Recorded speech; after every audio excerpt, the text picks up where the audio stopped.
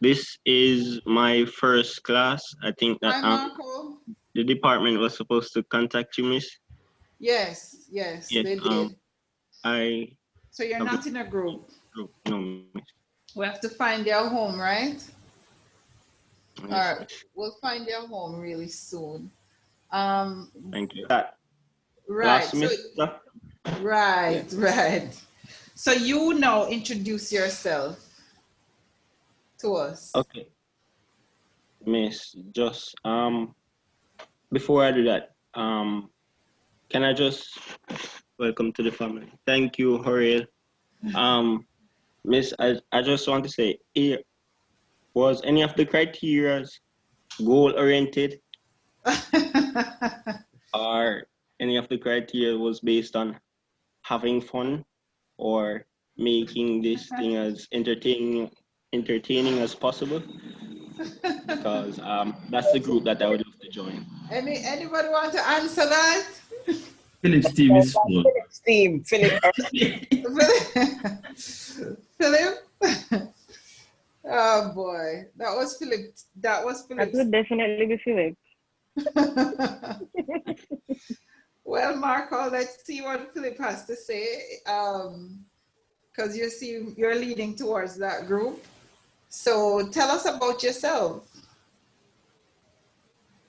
Hey, Miss. Well, fresh out of Tell undergrad. everybody. Yeah. Yes, class. Fresh out of undergrad. Owner of a couple struggling businesses, which is why I am here to learn more about people management and how to get the best out of persons around me and myself. Good. I'm not really sure. 21 years of age. Uh, second class honors, upper honors in political science. Yes, I wanted to be a politician for a minute.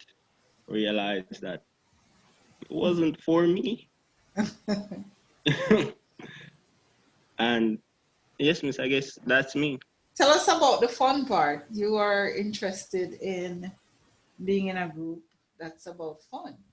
What do you Yes, intend Miss. to bring to the group in that I regard? am here to make meaningful relationships, and Mm-hmm. I'm hoping that whatever happens in this class can be used in the wider world, and that is really my aim. When I said make fun, I just meant memorable. Okay. So, because remember, you know, the idea is that you take something to the group as well. You don't just absorb, you know, where this is a fair exchange. But this is for everybody. We're here to give as much as we're here to get. Definitely. So, right, right, right, right. So, Philip and company, Rahima, Shauna, Chantal, Nikisha, Nicola, Felicia, Paula, Yannick, all of those are the members of Philip's groups. Philip's group, yeah.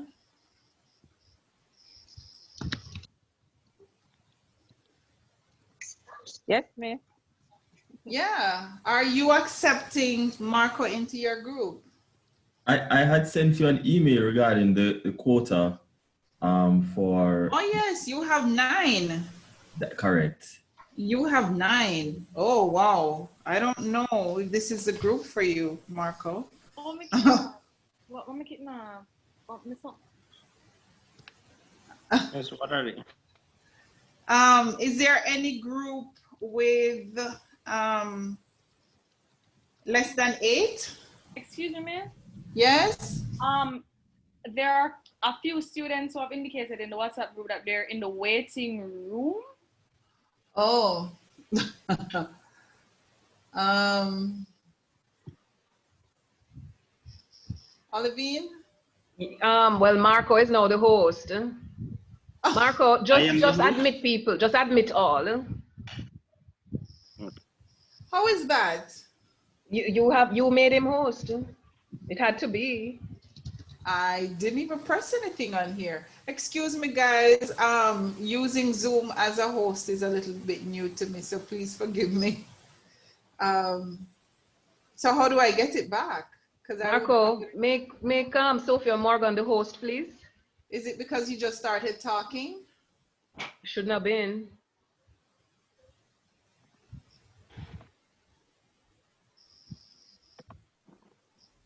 I am now? Okay, there it is, miss. You are So now you're the back. host. You're back as being host. Okay, thank you. Yay. All right.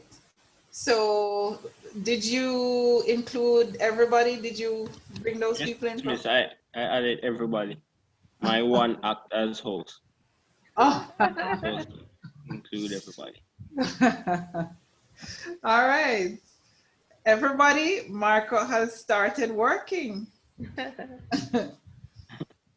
So is there any group with less than 8? Or 8? So it looks as if the groups are all about 8. Philip's group is 9. I don't know if there's any other group that's 9. How do I raise my hand? Raise your hand. Nadisha.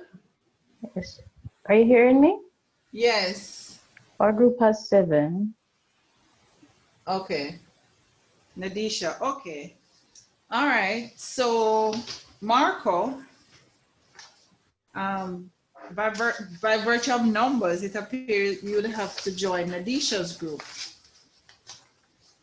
Okay, miss. Thank you. Nadisha, you won't regret this.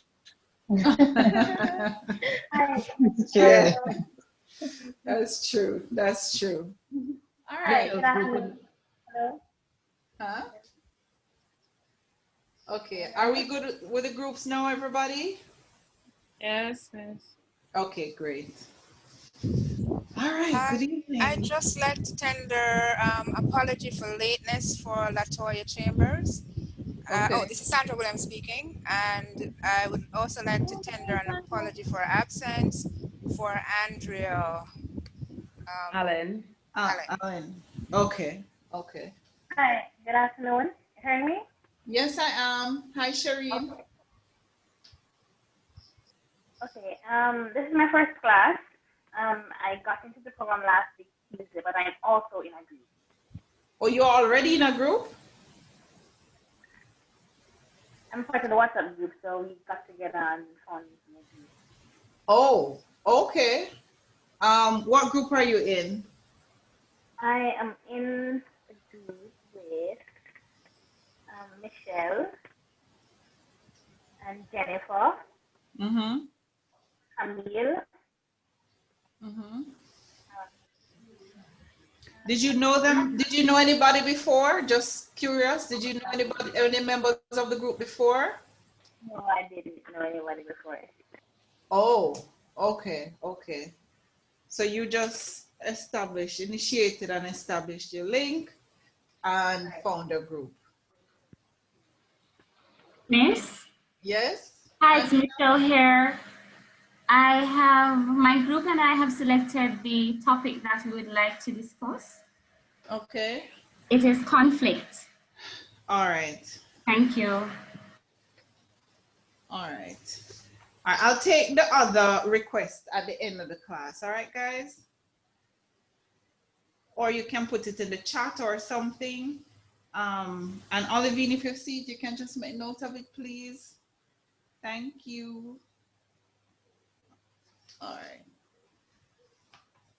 So,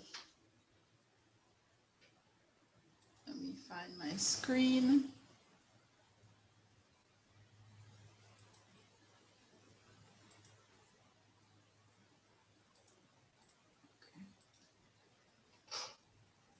Okay, great. So guys, I have sent out the schedule, and as best as possible, we'll be keeping to the schedule.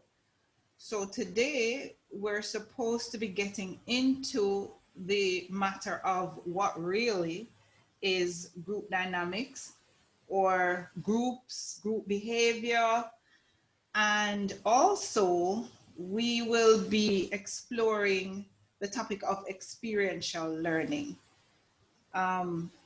So we have 2 chunky stuff to cover this evening.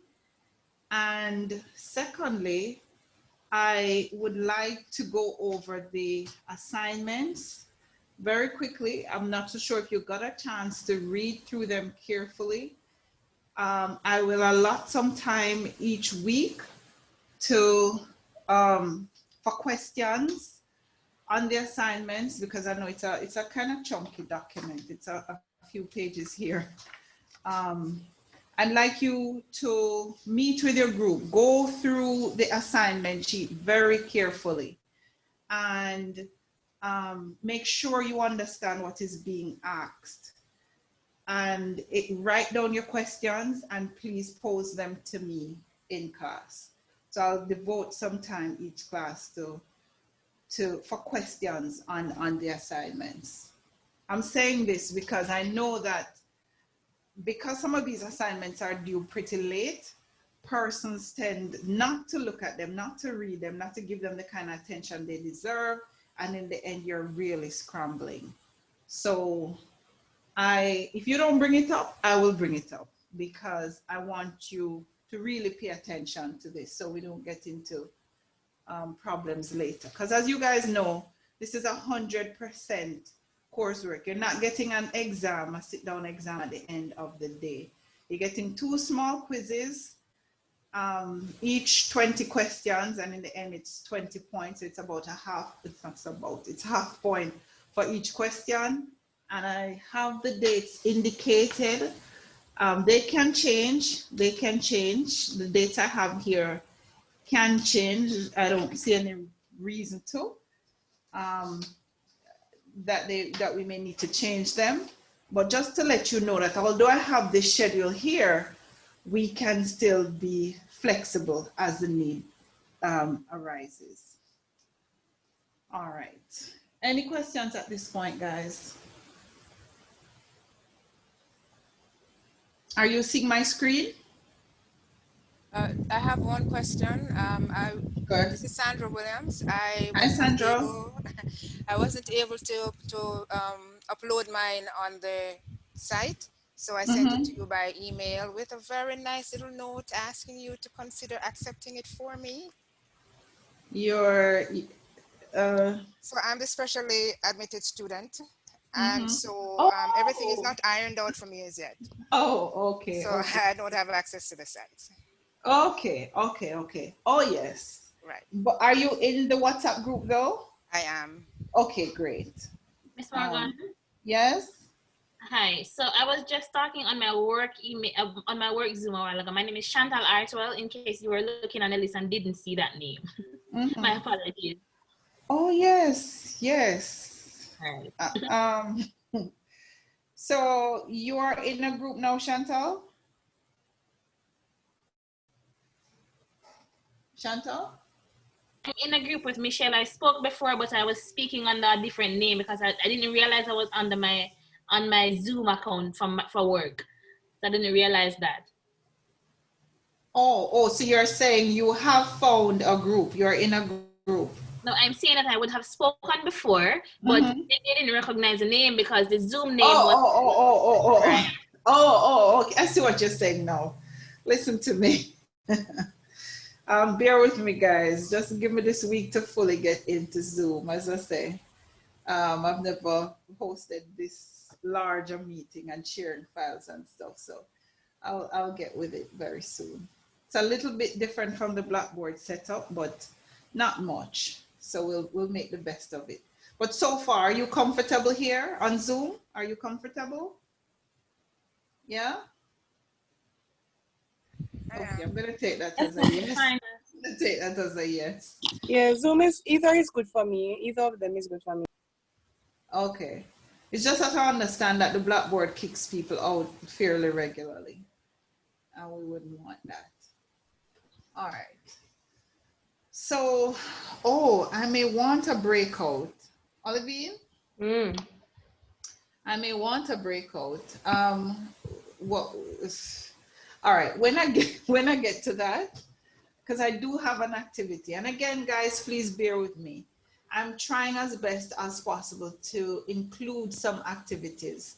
In the face-to-face forum, we would have a very lively class, role plays, simulation exercises, that kind of thing. So I'm trying as best as possible to include activities that I feel we can do in some breakout rooms. But yeah,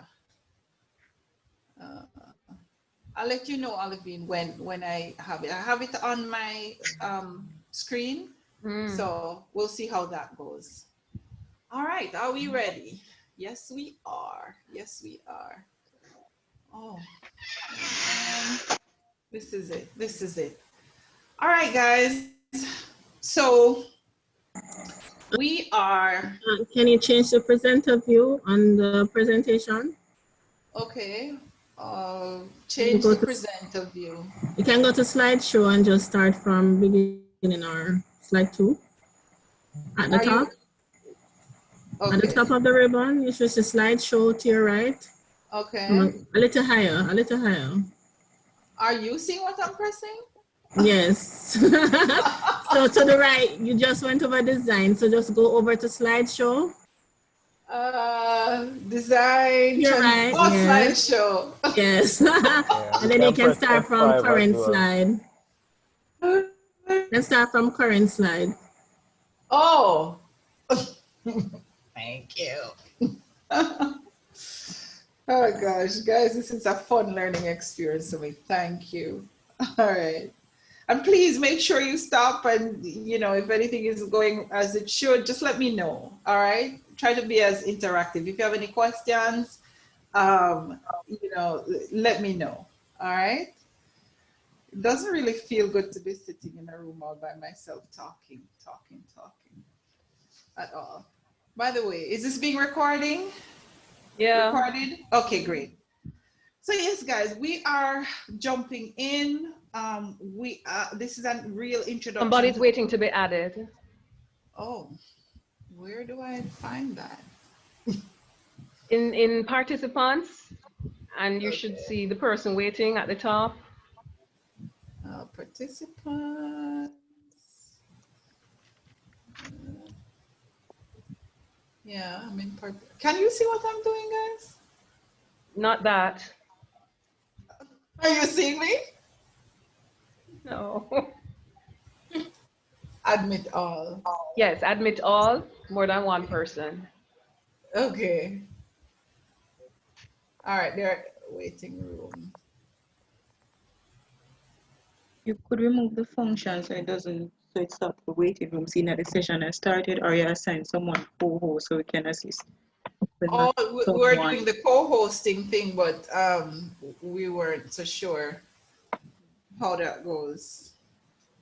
We weren't being given an option to co-host. It was host and nothing. So we let Ms. Morgan host. Mm-hmm. Yeah. All right. Everybody's in? Yeah. Yes, if somebody's waiting, let me know. Okay, guys? All right, come on. Thanks. Okay, great. What are we doing today? Talking about groups. Here are 3 objectives. We are going to distinguish between what a group is, group dynamics, and teams. We want to get a little bit into the nature and property of groups. And we want to talk about groups in terms of content, structure, and processes of groups. Bear those objectives in mind. Okay, I was gonna say now, how do I think? All right, 2 people are in the waiting room. All right.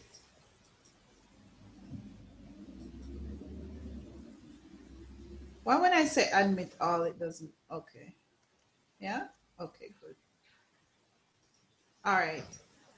What makes a group, guys? Have you ever thought of that? What is a group? What makes a group a group? Is it the number of persons? So some definitions may say, it's 2 or more persons. And there's a school of thought that you cannot have a group with 2 persons. But we'll see why that is so. Would you say fans at a concert define a group? Miss, just to backtrack a little, I was wondering, wouldn't 2 persons be a peer, or is a peer a form of a group? That's the thing. Good question. Good question. Well, two people is a couple, Right. but is a couple a group? I wouldn't think so, you know, but it's debatable. Somebody has their thing on. Somebody has their thing on. So it's debatable. It's debated in the group dynamics world. One of the reasons a group is supposed to be able to, out of a group, you're supposed to be able to get a coalition, like people splitting off. A group, when a group comes together, it forms a sense of consciousness. There's a collective consciousness, and personally, this is why I would define a group, 2 people as a group. But as I say, I'll get into that. Yeah, so that's a big debate around that. Fans at a concert, are these people a group? People working together. This looks like a team here, like a team setting. Are these people a group? You, all of you now in this class, are you a group? People in a company, in an organization, are those people a group? An angry mob, is an angry mob a group? Now, of all of these, which of these most define what you think a group is? These persons. Of these, which comes closest to what a group would be in terms of? So sorry to disturb you, man. So sorry, but Jonathan is asking if you could let him in. Thank you. Jonathan Chung, sorry about that. Yes, thank you. No. Please let me know, because I'm not looking at that apparently. So do let me know when you see somebody waiting to come in. I soon get the hang of it, you know. All right, yeah. Let's look at the formal definitions. So we have a group, 2 or more persons, and this is from Johnson & Johnson, one of the renowned texts in group dynamics. They say it's 2 or more persons, and they have a face-to-face interaction, each aware of positive interdependence. You see those words I've highlighted there?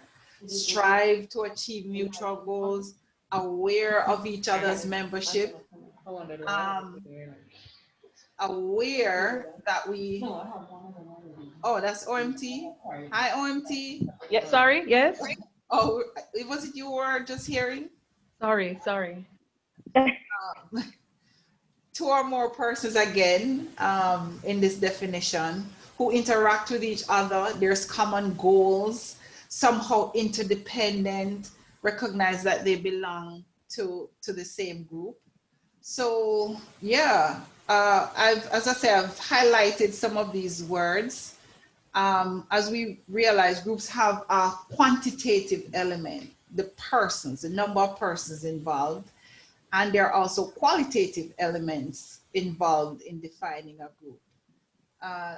Do I have, okay. How do I go to previous? You guys. Could we challenge that assumption though, Sophia? Because you saw the thing of the fans at the concert for Rihanna. Yes. You don't have to be at a concert to be a fan of Rihanna. I think if you define yourself as being part of a group, you could be a part of Rihanna's fan base, in which case you're all over the world. You've never met anybody else who likes her, But the fact that you define yourself as being a fan of Rihanna makes There's you a part of a commonality. group of fans of Rihanna.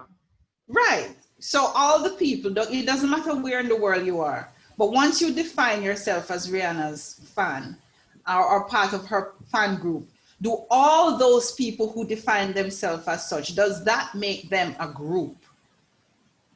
I think so, miss. They have that commonality. Yes, Okay. a common interest. So, I think so too. are you saying that a group is about commonality? Miss, that's one characteristic. That, As a yeah. matter of fact, miss, I was going to raise the argument to say for the image that you displayed before, I was just gonna say I think that all of the above would qualify as groups. Oh, okay. Is there anybody who would object to any of these? Well. Can we see the photo again? Yeah, here it Sandra is. Williams. Hi, Sandra. Right. So because I've done some reading, right? So Yes. I understand that some of the characteristics are that there should be some common goal that Right. the people are working toward. Do you have common goal in this class? Do you have common? We do. We Yes, want to, yes, we want to obtain or achieve our master's degree in this program. All right. So I see that we have a common goal right here. Okay. We have strategies, and but there are normally strategies and mission statements and that sort of thing that you work to achieve. There's a particular objective that you're working toward, and you set certain criteria for achieving these. Okay. And everybody knows what they are, and everybody buys into it, and everybody's working toward that same one common goal. So question at you, Sandra. We all have common goals, but how much do I need you guys? I'm in the class. Say I'm in the class. How much do I need you to achieve my goal of getting this degree? Okay, so we need to be working together. We're working together. I'm being devil's advocate. Okay, and that's fine. That's fine. So we are working together. We are exchanging ideas. We are sharing thoughts, and we are pooling our knowledge that we are acquiring or that we may have acquired previously, and we're using all this as a team to work toward this goal. Okay, so some of us are assuming that, while some of us are saying, I have nothing to give these people. I'm just here for my degree. I'm not even going to talk in class. Not in this group, miss. We're different. We're a different kind of group. Remember, I'm being devil's advocate. We want to see really what really defines a group, you know? So far I'm hearing there's common interests, common goals. But then what I'm trying to do is to question that. Common to who? Is it a perception that it is a common goal? Is it really a common goal? You know, and these are some of the assumptions that we make about groups. Hence, we're very surprised when they fail. You know, oh, all of us are in this together. We're doing this. That's not how people are thinking. And I also want to go back to Johnson and Johnson's definition, because I want to question along the line of what OMT said. I also want to question the relevance of this definition, especially in our current environment. Yes.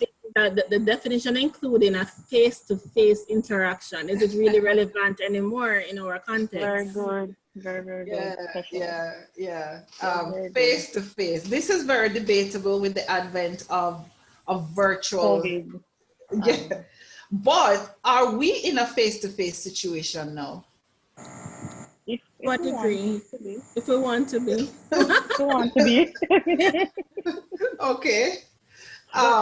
But even before this, you know, when I started to look at what a group might be, when I used to be on Facebook, I used to play games. That's why I'm on Facebook. Not to talk to people who I know from high school and talk to the people that I know from UE, but it's to play games with total strangers. I wouldn't know even one person because there's nobody who I actually know who is in those games with me. And yet I had far more synergy, far more empathy, far more everything. I saw myself as a group with those persons.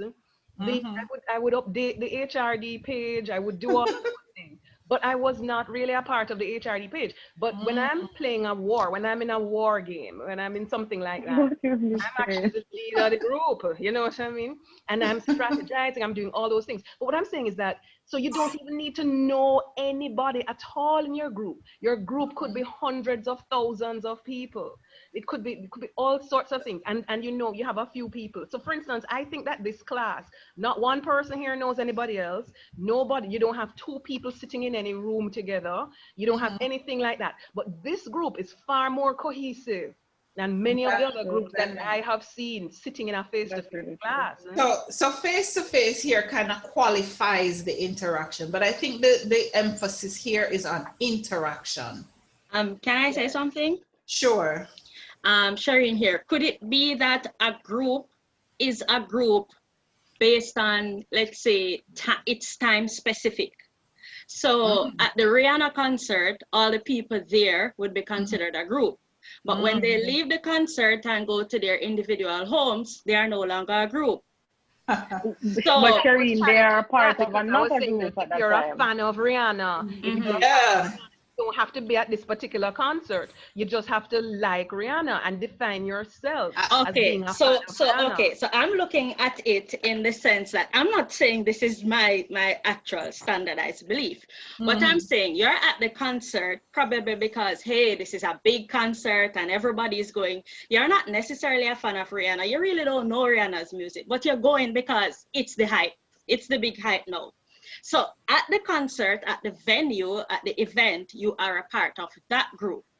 Now, having left the who are there at the concert, right?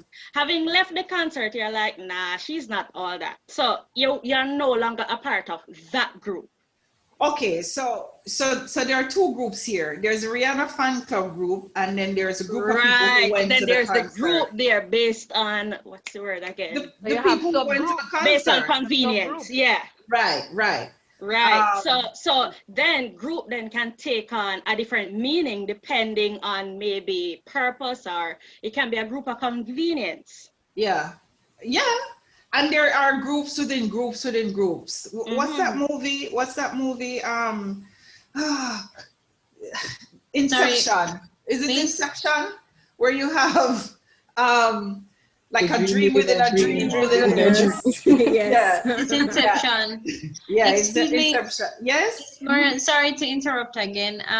You may have persons still waiting, yes. Thank you. 4 people in the waiting room. Oh, geez. Thank you. All right. Yeah. So I want us to begin to think about groups as such. Nested, a kind of onion orientation. Right. Yeah, but I want us also to focus on these characteristics that are labeled red here. So for me, face-to-face kind of qualifies the interaction, but the important thing is on the interaction. People must be interacting. Positive interdependence, again, positive qualifies the kind of interdependence. So I was being a devil's advocate to Sandra, I think it was, who was saying, you know, we're all in this class, we have a common goal of, you know, getting this degree at the end of the program. But what I was trying to say is we could all be doing that, but there's no level of interdependence among us, meaning I don't see how I need you to get this degree, and you perhaps don't see how you need me. So interdependence is that variable that describes the level of connectedness, right? And there are various types of interdependence. One of the most potent one is faith interdependence. Now that could work here. So faith interdependence is we're all in this together. If this group crashes, we all die. Okay, we all, the program, whatever it is. So a big part of people's group connections, or a big part of people's perception of groupness, right, comes from the sense of interdependence. We're all Jamaicans. We don't need each other, but whatever happened to Jamaica happens to all of us. And that's how faith interdependence. There's task interdependence. There are different types of interdependence, but people really need to feel as if what I do or the things I do will impact you and vice versa. And if that is not there, yes? Please check the waiting room, sorry. Admit, thank you. Yeah, if that's not there. Awareness of membership, awareness of who belongs to the group and who doesn't belong to the group is another big one, right? So are the people in Rihanna's fan club, are they aware of the other members who are in the fan club? Are they? Not necessarily. Not personally. Not exactly. Personally. Not I don't know if I'm a Rihanna fan. I don't know who else is a Rihanna fan until I bought them up. Oh, you like Rihanna? You like Rihanna? Yes, I like Rihanna. You don't know. So, but the probability is high, Miss, that if I you're know? at a Rihanna concert, that most persons there would be sharing this a similar interest as you. The probability is high. Right. But outside of the concert, right? So forget the group, the concert group. Just think of the group as the fan club. We're not aware of who are the members of this fan club. Yes, if you perhaps look at the Beehive and their footprint on social media, your perception may be a little bit different because they tend to stand out. I'm not so sure about Rihanna. Yeah, but they don't know each other. Do they know each other? No, that's what I'm saying. Within the context of social media, they form bonds online. They may not know each other face to face, but they form that. And I don't know how you would describe it, but they form this kind of network. And that's how they even build their own social network online. I'm fascinated by it, so I tend to watch them. I know the Beehive. So, I kind of agree with that in the sense that, all right, so when Buju Banton was in prison, a group of persons were, we just felt very passionately about him, and we would just post stuff until somebody created a group, and all of us who loved him just joined that group, and we got to know each other. So when when persons commented on stuff that were posted in there, or post stuff, we comment on it, and then we'd call each other by name. As a matter of fact, I got some friends on my Facebook friends now who I met through that group of persons. Wow. So it really is dynamic, and I do agree with you. It's that was Cashel, right? Yeah. Well, thanks for sharing that, because social media again is another animal, and we're learning. I mean, there are studies now to understand how this works, how people make friends, if they're real friends, can real bonds be formed in this medium. So thanks for sharing that. The idea of the awareness of membership here, or awareness that people belong to a group, behind this is the question of, is this enough? Is this enough to sustain a group? So you are members on this social media group, right? At the end of the day, is when you've left this group, if you were to see a member outside of the group, to what extent would you feel connected to this person? To what extent would you help the person if something were to happen to them? And this is one of the things with social media groups. You're really close and it's great there, but you see each other in public and it becomes an awkward moment for everybody, So is this really a group? Does this really sustain what a group needs to be, or what a group needs to give to somebody? Yes. I would also like to add to what you're saying, because I do understand, and I was thinking the same thing when OMT was speaking as it regards to a group. Yes, we are at, say, for example, Buja's concert, but we have left the venue.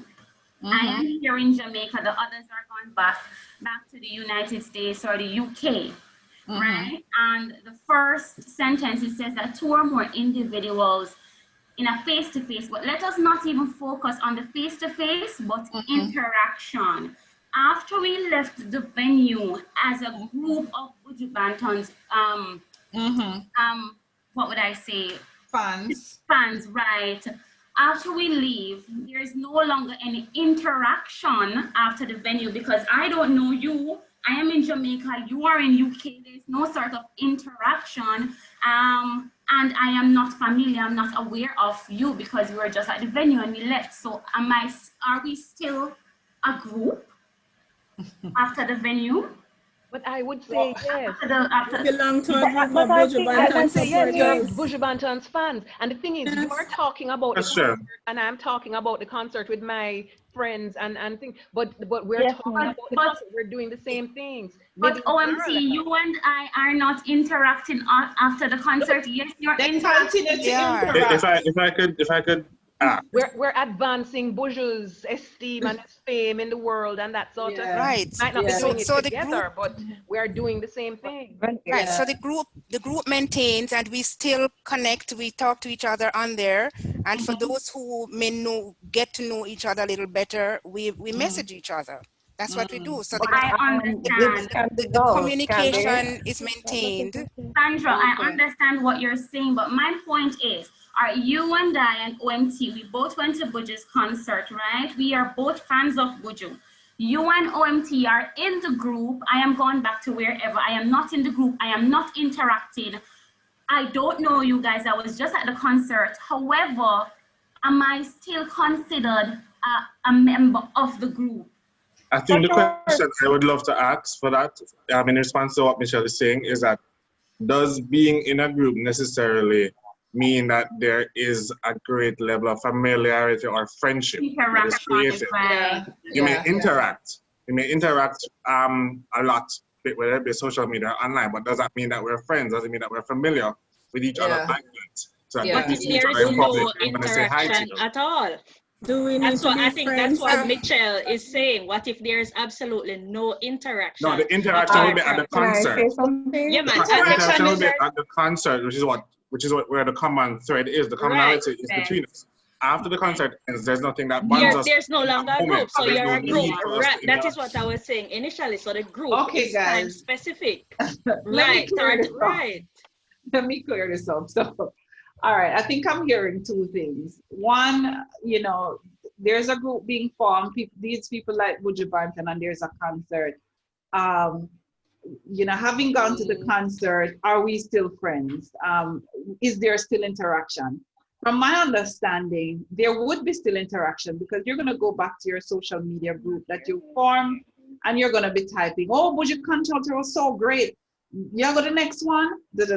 So I'm imagining. Yeah, okay, we get that part. The part that I think Mitchell is referring to, and what I was saying initially is, what if there was no social media group, or you are not a part of the social media group? Are you a member of that group? That's what I had said initially, and that's what Mitchell is alluding to. But not only that, outside of responding with the social media or after the group, because sometimes you go to a concert. When the concert ends, you may have a group of people outside talking about the concert.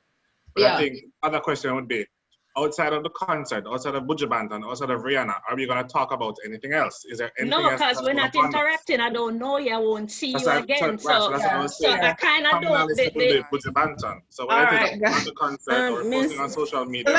Let me clear this up. I have a question. Okay. Because I'm trying to process this.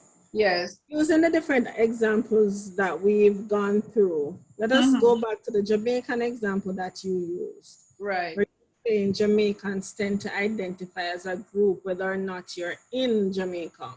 Right. If I'm at the farthest part of the world, I'm not I don't have any Jamaicans around me. I don't have Jamaicans on social media. Would I be considered as a part of the group that is called Jamaicans? Yes, because you have linkages and interaction back home with people who are Jamaicans, your parentage, your cousins, your whatever. Hold on. If I don't, let me finish. If I don't have any communication, I was just simply born in Jamaica. I don't have any family members. I don't have anything like that. I don't interact with anybody from Jamaica. Would I be no longer considered? I'm still Jamaican. No, but you see, this is where I think the Jamaican nationality. You share something common, right? Well, but this is where I think you have to define yourself as Jamaican, because, for instance, look, all right, look at the question that arises: should we allow people who have migrated to vote in Jamaican elections? You know that there are people who figure that all foreign Jamaicans ought to be able to vote in general. There are people who actually come back to vote. But all right, they still have citizenship here. But people who have given up their Jamaican citizenship, they're now Americans. Should they be allowed to vote in Jamaica? No, but they can't vote. No, because there are they're not people who are citizens. arguing that they should. There are people who are arguing that they should. So, no, but you gave up the right to citizenship. Exactly. Just But as what how I'm the saying is that politician they cannot don't define represent themselves. us if he gave up his citizenship or has dual citizenship. All right, guys, can I clear this up for you, please? Can I say one thing? Can I clear it up? Yes, please. Just one thing. Please. Okay, somebody wants to say one thing before I clear it up. Right. So I just want to say also that we have to recognize that groups also, as Michelle says, groups are joined together for a purpose and then they disband. That is one aspect. Okay. That's what I think too. All So right. we need to recognize that. All right. So thank you so much for that, because it's a precursor to my clearing it up. A couple of things. I'm starting with the last point about, being in the far part, somewhere far, and not have your Jamaicanness salient in any kind of way, meaning you're interacting with a different group of persons and so forth. As a matter of fact, the theories tell you that your identity, your Jamaican identity in such a situation tend to be most salient then, rather than when you are in Jamaica, when you're around Jamaicans. Miss, that is so there are two types of groups. There are two ways of getting membership into a group, right? There's ascribed membership and there's achieved membership. Ascribed membership is a sociological, is a variable in sociology that talks about how persons maintain or gain social status by virtue of being born in a particular context. So, or you can have ascribed membership by virtue of your birth in a family. So ascribed group status is one that you have no choice in. You have no choice about where you were born, who you're born to, the family that you were born, so that's ascribed. Achieved is the groups that you choose to become a part of. Now, you could be you could have ascribed membership in a group. However, you may choose not to categorize yourself as a member of that group. So you may be born in Jamaica, and by virtue of that, you are a Jamaican, but you may choose not to define yourself as Jamaican. So we've seen situations like this in society. We've seen Rachel, Dola, what's that lady's name? Do you know who I'm talking? The lady who passed. Who identifies as a black woman, even though she's a black woman. Something like that. Yes, right. So her ascribed status, status is white, right? But she chose to define herself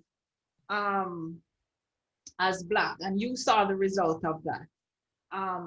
Persons were very angry about that. So the ascribed status is a very serious one, because that's the status that people use to make stereotypes about persons. So you could be in Australia. People learn immediately that you're born in Jamaica. They begin to ascribe all of those characteristics of Jamaican to you. Right. And for predictability, stereotyping is one of those cognitive processes that individuals naturally that naturally occurs because we want to put the world in order in boxes. You're Black, this means that you are likely to be XYZ. You're likely to do XYZ. You're Jamaican, it means you're likely to be XYZ and do XYZ. So all of the characteristics that describe Jamaican or Black or gender, male, female. So these are large sociological groups that tend to be ascribed groups. Achieve groups, as I say, are the groups that you choose to join. Your organization is an achieved group. This class, this course, University of the West Indies is an achieved group. You choose. My internet, are you hearing me, guys? It says it's unstable. Yes, Miss. Sorry, Miss. Please, excuse me. Sorry. Could you just accept Paula, please, from the waiting room? Yes, I see. Admit. Oh, thank you. Yeah. So I hope that clears that up for you. Ascribe versus achieved. Then the other thing was how groups are formed and how groups are maintained. So somebody talks about the situational nature of groups or the situated nature of groups. We're at a concert and at the end of it, we're talking and we feel that we belong to perhaps Rihanna's or Buju's fan base, right? So groups are formed simply by virtue of common interest. And you're correct about that. The minimal group theory by Tajbel and Turner, the broad social identity theory. It's a theory that I want you to get very familiar with. Social identity theory, we'll talk about that later on. Tajbel and Turner, one of their first experiments for trying to understand, actually, they wanted to understand conflict between groups. Israeli-Palestinian conflict. What is it? How can groups come together in a way that they maximize their resources and options rather than remain in constant conflict with each other? So Tajbel was trying to understand the issue of conflict between groups, and the conflict theory, the contact theory, one of the things they said was that by just bringing people together, you know, in a face-to-face way, stereotypes begin to break down. So I now begin to understand and to know you as a human being. Out of that experiment, they found that while contact, the contact, the issue of contact was very important, they also found that by virtue of just persons finding something in common among themselves in the moment, they were very quick to define themselves as in groups and to look at others. So there's a us versus them scenario. So they're looking at others and they would define their group in prestigious ways and to find things that were positive about their group. And naturally, they would also define the group as substandard, the them group, the us and the them. So in a very natural situation, there have been lots of experiments that have shown. If I were now to put you guys in two groups in the class, and I'm saying, okay, you guys, you are, I put you over here because you are from, you know, oh, let me find something. Very, very arbitrary things like younger versus older. You know, you guys are in this group because you're young and bright, and I put another group of persons, you guys are here. What the minimal group theories found is that very, very quickly, these two groups, although they didn't know anything about each other, they became so strong. And they immediately began to find in-group similarities and out-group differences. So we're great because we have this and this and this together, and they are horrible because they don't have what we have. Very, very quickly. It's amazing. So, so in a situation, it's very easy for a group to form based on common commonalities, but it's just as easy to disband a group. So psychologists, sociologists then were wondering, how do groups maintain themselves over time? We don't want groups to have a fleeting sense of self, you know. When our commonalities or perception of our commonalities fail, then what is left? How do groups maintain the sense of self? This is for the purposes of organizations. We're not here only because we all need a job. There has to be something else that keeps us and maintains us. So this is why here, all these variables that I've highlighted here: interaction, interdependence, awareness of who belong, common goals, recognize that you belong.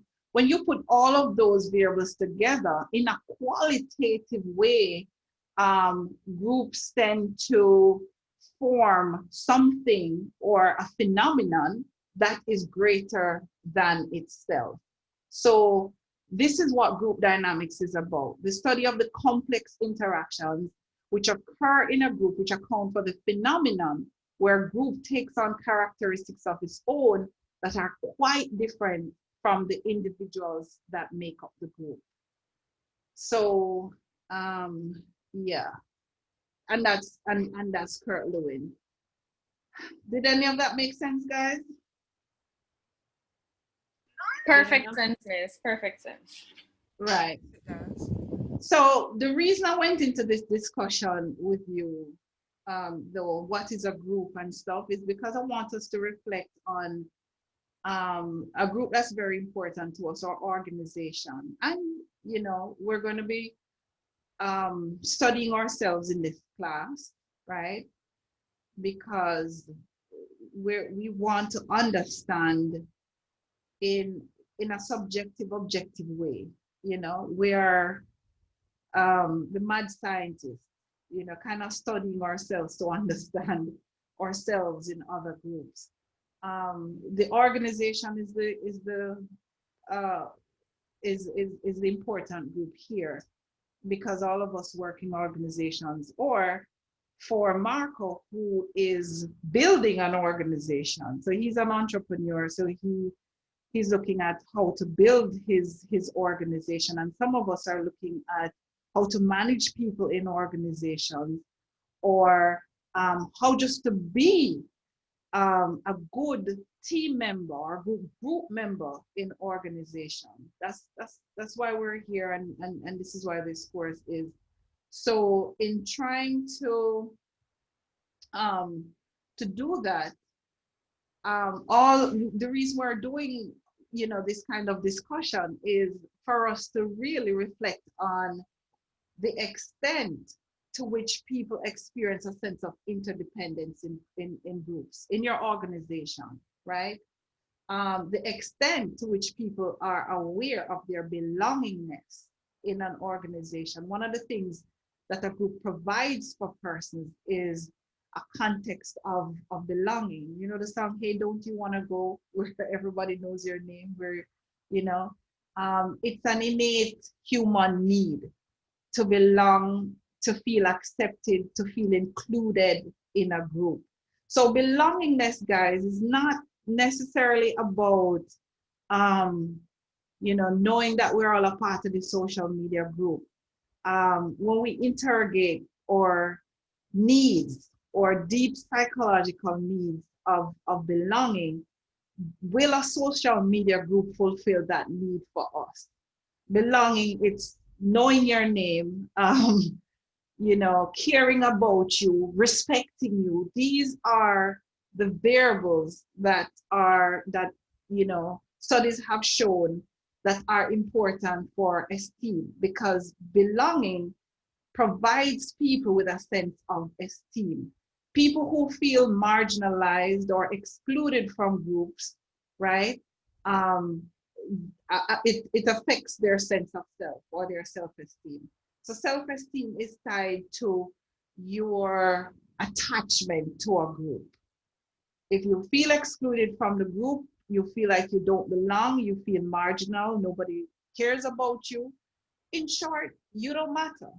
You don't matter. That's what groups say when they marginalize you. And so this is why in this era, we call it the postmodern era, different groups in this postmodern era is defined by groups demanding to have voices within larger groups, right? No longer is a grand narrative of what or who should be included in a group. No longer is that holding up. And so this is why we had the feminist movement from, when was that, about the 50s. We had the Black Power movement. All of these are different groups within society that felt marginalized, felt like they had no voice. The one that's in vogue right now, we have the LGBTQ, do I have all the letters? Yes. Yeah, I'm just, you know, there are groups within the larger groups. There are groups within, say the LGBTQ group is the group within the Jamaican society. And they're talking up because they feel excluded. And when you are excluded, you don't feel like you have equal access to resources, and that affects your self-esteem. The extent to which you belong and you matter to everybody else affects your self-esteem. So yeah, just a little bit to reflect on what a group is. And it's more than numbers, pretty much. This is what I'm saying, guys. It's more than numbers of people coming together. It is all the complexities, the belongingness, the common goals. What do we mean by common goals? What do we mean by interdependence? When you get your assignment and you say, you know, you look at the assignment and you just say, you do that, you do that, you do that, you do that, you do that, without sitting down and deciding what skills and talents do we have in this group? How can we make it complementary for us? Am I assigning the task to the person who is most competent to do it? If you're not doing that, then you are not observing interdependence within the group. You're not doing that. So all these things will exist, but it is the extent, it is the quality of interaction that makes a group a group. So yeah. Kurt Lewin. So groups are complex, just getting into some broad statements about the nature of groups. Groups are very complex. Each member comes to the group with various expectations, perception, needs, values, beliefs, attitudes, experiences, dispositions, all of that. And this is why there's a big debate there was a big debate about, are groups real? Are groups even real? People like Gordon Allport, who are fathers of psychology, social psychology, would say no. This is an aggregate. There's a common goal, and one of the reasons they would say this is because when people come together, their output is supposed to be greater than the individual output. And in a lot of cases, that does not happen, right? So if there are 5 of us in a group and each of us, we can produce an output of 5, you know, we're trying to be quantitative here. At the end of the day, our output should be at least 5 times 5, right?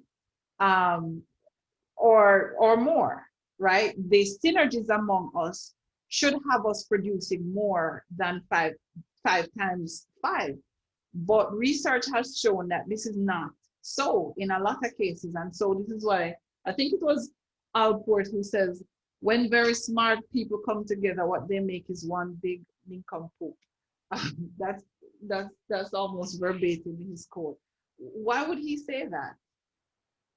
Why would he challenge this notion of a group, this phenomenon of a group? Why would he think that smart people coming together just make one big nincompoop?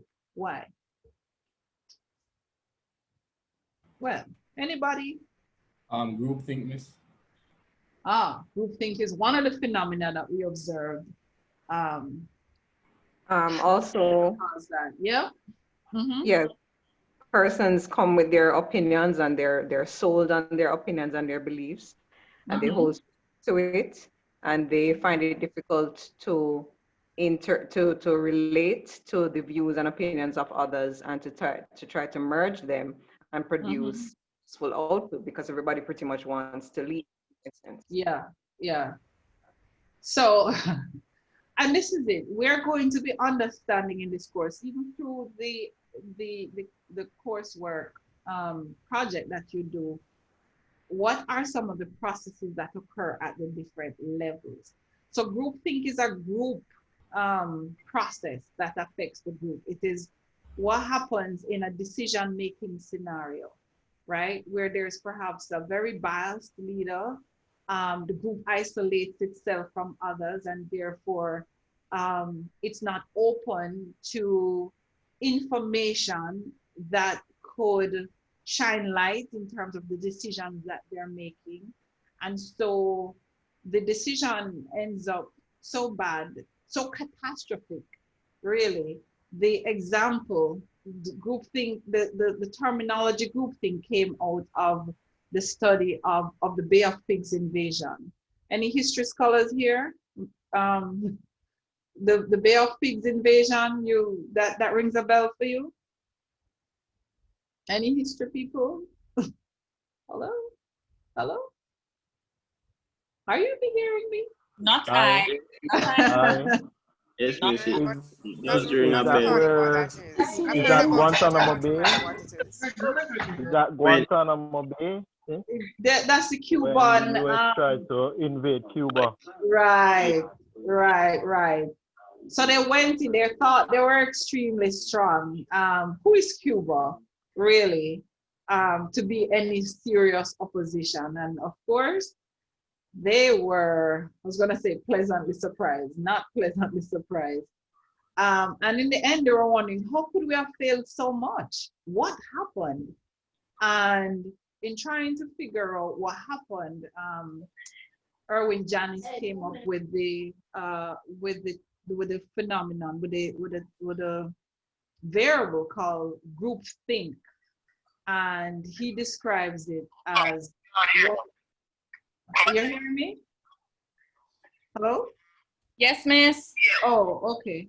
I think I was getting a feedback here. Right. So he describes it as a phenomenon where there is striving for that word that I hate to pronounce, anonymity, right? Yes. You know, social isolation. There are several variables involved in groupthink. We'll talk about that in group decision making, of course. Another thing too is influence. Somebody mentioned influence. Are we talking about majority and minority influence? In minority influence, a small number or one person is able to sway the group in a particular direction. And again, at the end of the day, people are asking, what happened here? I should have a video. There's a video of the Albeline paradox. I think it's called. I don't know if anybody has ever heard of that scenario. A group of people deciding what to do, where to go. It's a hot day. Where do we go? Where, what can we do with our day? Where to go? Somebody suggested a venue, and everybody says, okay. It was a very long drive. The place was dusty. The whole 9 yards. At the end of the day, everybody's saying, why are we even here? I didn't even want to come here, and so people are saying, well, everybody said they wanted to come, but nobody voiced that there are reservations about wanting to come, and then the conditions on the way kind of exacerbated the situation. So at the end of the day, everybody was so upset. And also is a group level phenomenon where people tend not to voice their opinions because they fear that they may be the dissenting voice. So everybody is thinking that everybody wants the same thing and nobody's saying anything about it. These scenarios, guys, happen every day. They happen every day, but because sometimes the stakes are really low, we laugh about it at the end. But when the stakes are really high, we get the disasters, like, as I said, the Bay of Pigs. We get the Challenger. That, again, was studied to understand groupthink. The spaceship, the Challenger. I don't know if you remember that scenario too, where the Challenger crashed very shortly after takeoff. I'm not even sure what year this was, a few years ago. There was clear indication that this was going to happen, and all the members on the team, all the engineers, everybody, CEO, everybody says, let's go with it. And in a very short time, that happened. So, and I think also sometimes you're trying to preserve a group, so you tolerate some of the dissenting communications that you're getting. And that's very detrimental because you're looking out for the good of everybody. You're trying to accommodate everybody's position and you try to compromise here and there. But then it ultimately leads to the detriment of all. So I guess there sometimes needs to be a time where you decide whether or not some persons have to be removed or relegated to a lesser influential position or something. So groups have to be evaluated too. Yeah, they have to evaluate themselves. Thanks for that. But they also have to be open to external auditing. And a lot of groups are not, they don't even see the importance of this. As I said, this is, for me, one of the value of this course is that because groups, being in a group is so, how do I put it? It is so ubiquitous. It's just something we do. It's not something that we think about. We don't think about the impact of groups on us or impact on the group, right? And sometimes when we think of it in ways that we can quantify immediately. We're not aware of the social processes that are taking place and how these social processes ultimately lead to some bottom line issues. This is why we have the bottom line fallout from time to time, because we're not observing. They're not important. Two people not talking in the department. Listen, just tell them to keep quiet and let's move right along. Take time to figure out what's going on there. We tend not to do that. So groups are complex. Each member, group membership has the potential to change you, to change each. It's not even the potential. Group membership changes each and every single one of us. And this is why entry into a new group, even when you know the people, tend to be an anxiety-ridden situation. You don't know how this group is going to impact you, but you do get a sensation that it will, and it almost always do. So you have the potential to change the group. Earlier I was asking Marco, What will you bring to the group? So it's not about only what the group can do for you, but you are influencing and impacting the group.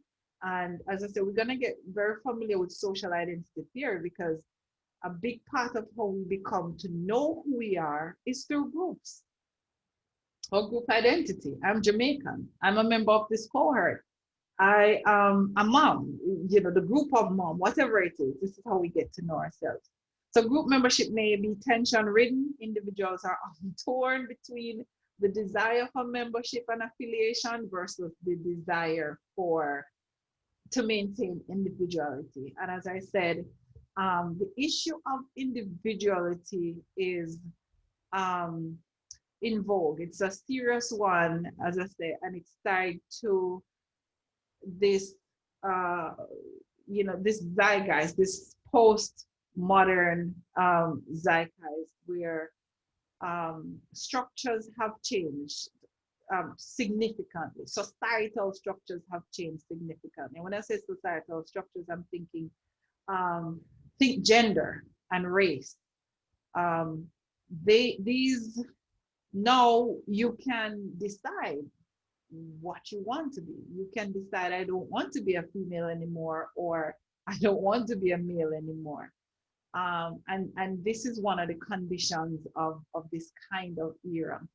And what this is saying is that people are defining for themselves, hence the focus on individuality, defining for themselves who they are and what they want to be, and are shifting from having structures define them. So, are you guys aware of this? Is this something you're aware of? Yes. How real is this for you? How real is this for you? Can you think of any ways that you've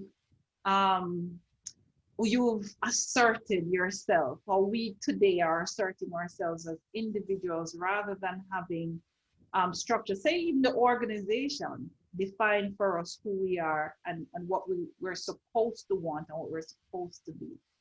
Anybody? Well, I would say it's a real situation. I have not come across any individual in Jamaica who has so far decided that they want to have a fluid gender. But in terms of organization deciding who you should be, that happens, but there are some organizations that, and I call it the culture, it's very strong, and you cannot help but become who the organization is. There are other organizations who their culture is, it tends to be more of a negative kind of thing. And so there are persons who, yes, they try to inculcate others into becoming like that. And I say that in terms of, so like Deno and Geddes, when I was very young, I worked there. And Deno and Geddes to this day has a kind of feeling that when you go there, when you're working there, you feel like you are in a different place, a different, it's just different. And you observe the persons who were there from long time, and you see how they carry themselves. It is obvious what they aspire, some of the things that they aspire to be, and what their goals are. And so you end up just being the same way. And those were really positive, really good energy and stuff like that. So in contrast, there is an organization that I worked, I will not call that name, and their ways are, and this is not the business part of it, this is the informal kind of group structure, really. It was a lot of, in Jamaican term, cargo bring come, sus, gossip, that sort of thing. And there were persons who tried to get me into that. I am not into that kind of thing. And so there was a pull to try, it's like I'm an outsider because I am not with them on that. And I was happy to be the minority there in terms of that, to be honest. I eventually left because it did not symbolize the kind of group that I wanted to be part of. It paid my bills for a while, but after a while, I really had to leave. It wasn't me. But the Dan and Getty structure and others, are, you know, they're good. Some come with positive and negative. And I guess you can't escape that. It is what is in society. And you can't escape society. But it is real. It is very real. So the theories, thanks so much for sharing that. We got two different pictures there. I have that as well. Yeah? Yeah, you have companies like that where the culture is strong and the group definition is strong. But then you have others where they have a posture that they want to take, but at the same time, they're not enforcing it. So people come, for example, persons who like to smoke marijuana, and there's a policy against that. And they will secretly do it because they probably see a manager do it as well. So the norms that should be established are not clear and they're not enforced. So the group is not strong in defining itself and defining its position. So individuals can stand out and do their own thing, and then the group has no true function and identity and serves the purpose that it's supposed to serve. Yes, good. Wow. Thank you so much, both of you. You've really explained it well. I was just gonna say that it's a breakdown at one level that creates the kind of situation described. I'm not so sure who was talking at another level, the poor interpersonal situation. So when group, the collective, the structural aspect of the group is very strong, you find that there are less opportunities for breakdown in the interpersonal, which is the other level of the group. Okay, so I asked the question about how, individuals express themselves despite these group structures. So these group structures are there, and through socialization and orientation, right? As the first speaker said, I'm sorry, I was looking at who. So when you come, Andrea, Camille first and then Andrea, or the other way? Sandra first and then Camille. Right, fine. So Sandra was describing the first scenario as very strong structure. And guys, this is one of the reasons why we want to talk about orientation and socialization, because this is what this is supposed to do. And the orientation function or process is supposed to build these structures to the extent that individuals become walking organizations. And when this breaks down in terms of maintenance of this, so a lot of companies do this at one level, but they don't maintain it. When that breaks down, then we find a breakdown in the interpersonal. But individuals will also express themselves through the roles, and roles are structures, guys, through the roles that they occupy. So, and this is leadership role is one of that is one of the roles that give people the most space to express who they are, right? So this is why every time a new leader comes to a company or to a department, people expect changes, because although a leadership role is an organization, is embedded within the organization structure, and there are certain expectations of that role, by virtue of the fact that the individual occupies this role, individuals stress to express their own personalities, their idiosyncrasies in a role. So while everybody has certain expectations, or a leader is supposed to do X, Y, Z, you'll see a leader and their space, as I say, for people accepting that leaders will be a little different. Now, this is not necessarily so for all roles, right? The ancillary worker, the clerk, the cashier. To what extent can these people or people in these kinds of roles express themselves? To what extent can they see up and expressing themselves could be them seeing an issue and deciding to fix the issue or to do something about it as they serve the customer, right? What if there's a script? A customer comes to you and you recognize that you can veer a little bit from the script and the customer leaves you a little bit happier. Now, in a very strict organization, if you veer a little up from the script, even though the customer leaves happier, they can fire you. And that's a company where the roles, the structures are extremely strong, and they're sending a message by firing you that even though the customer left here happy, we are not tolerating any kind of deviation from our script. Yeah, I've seen it play out in a number of ways. As I said, the higher up on the hierarchy you go, I find that it is easier or people are allowed more space to express themselves and their individuality. There's actually a terminology or a phenomenon called job crafting.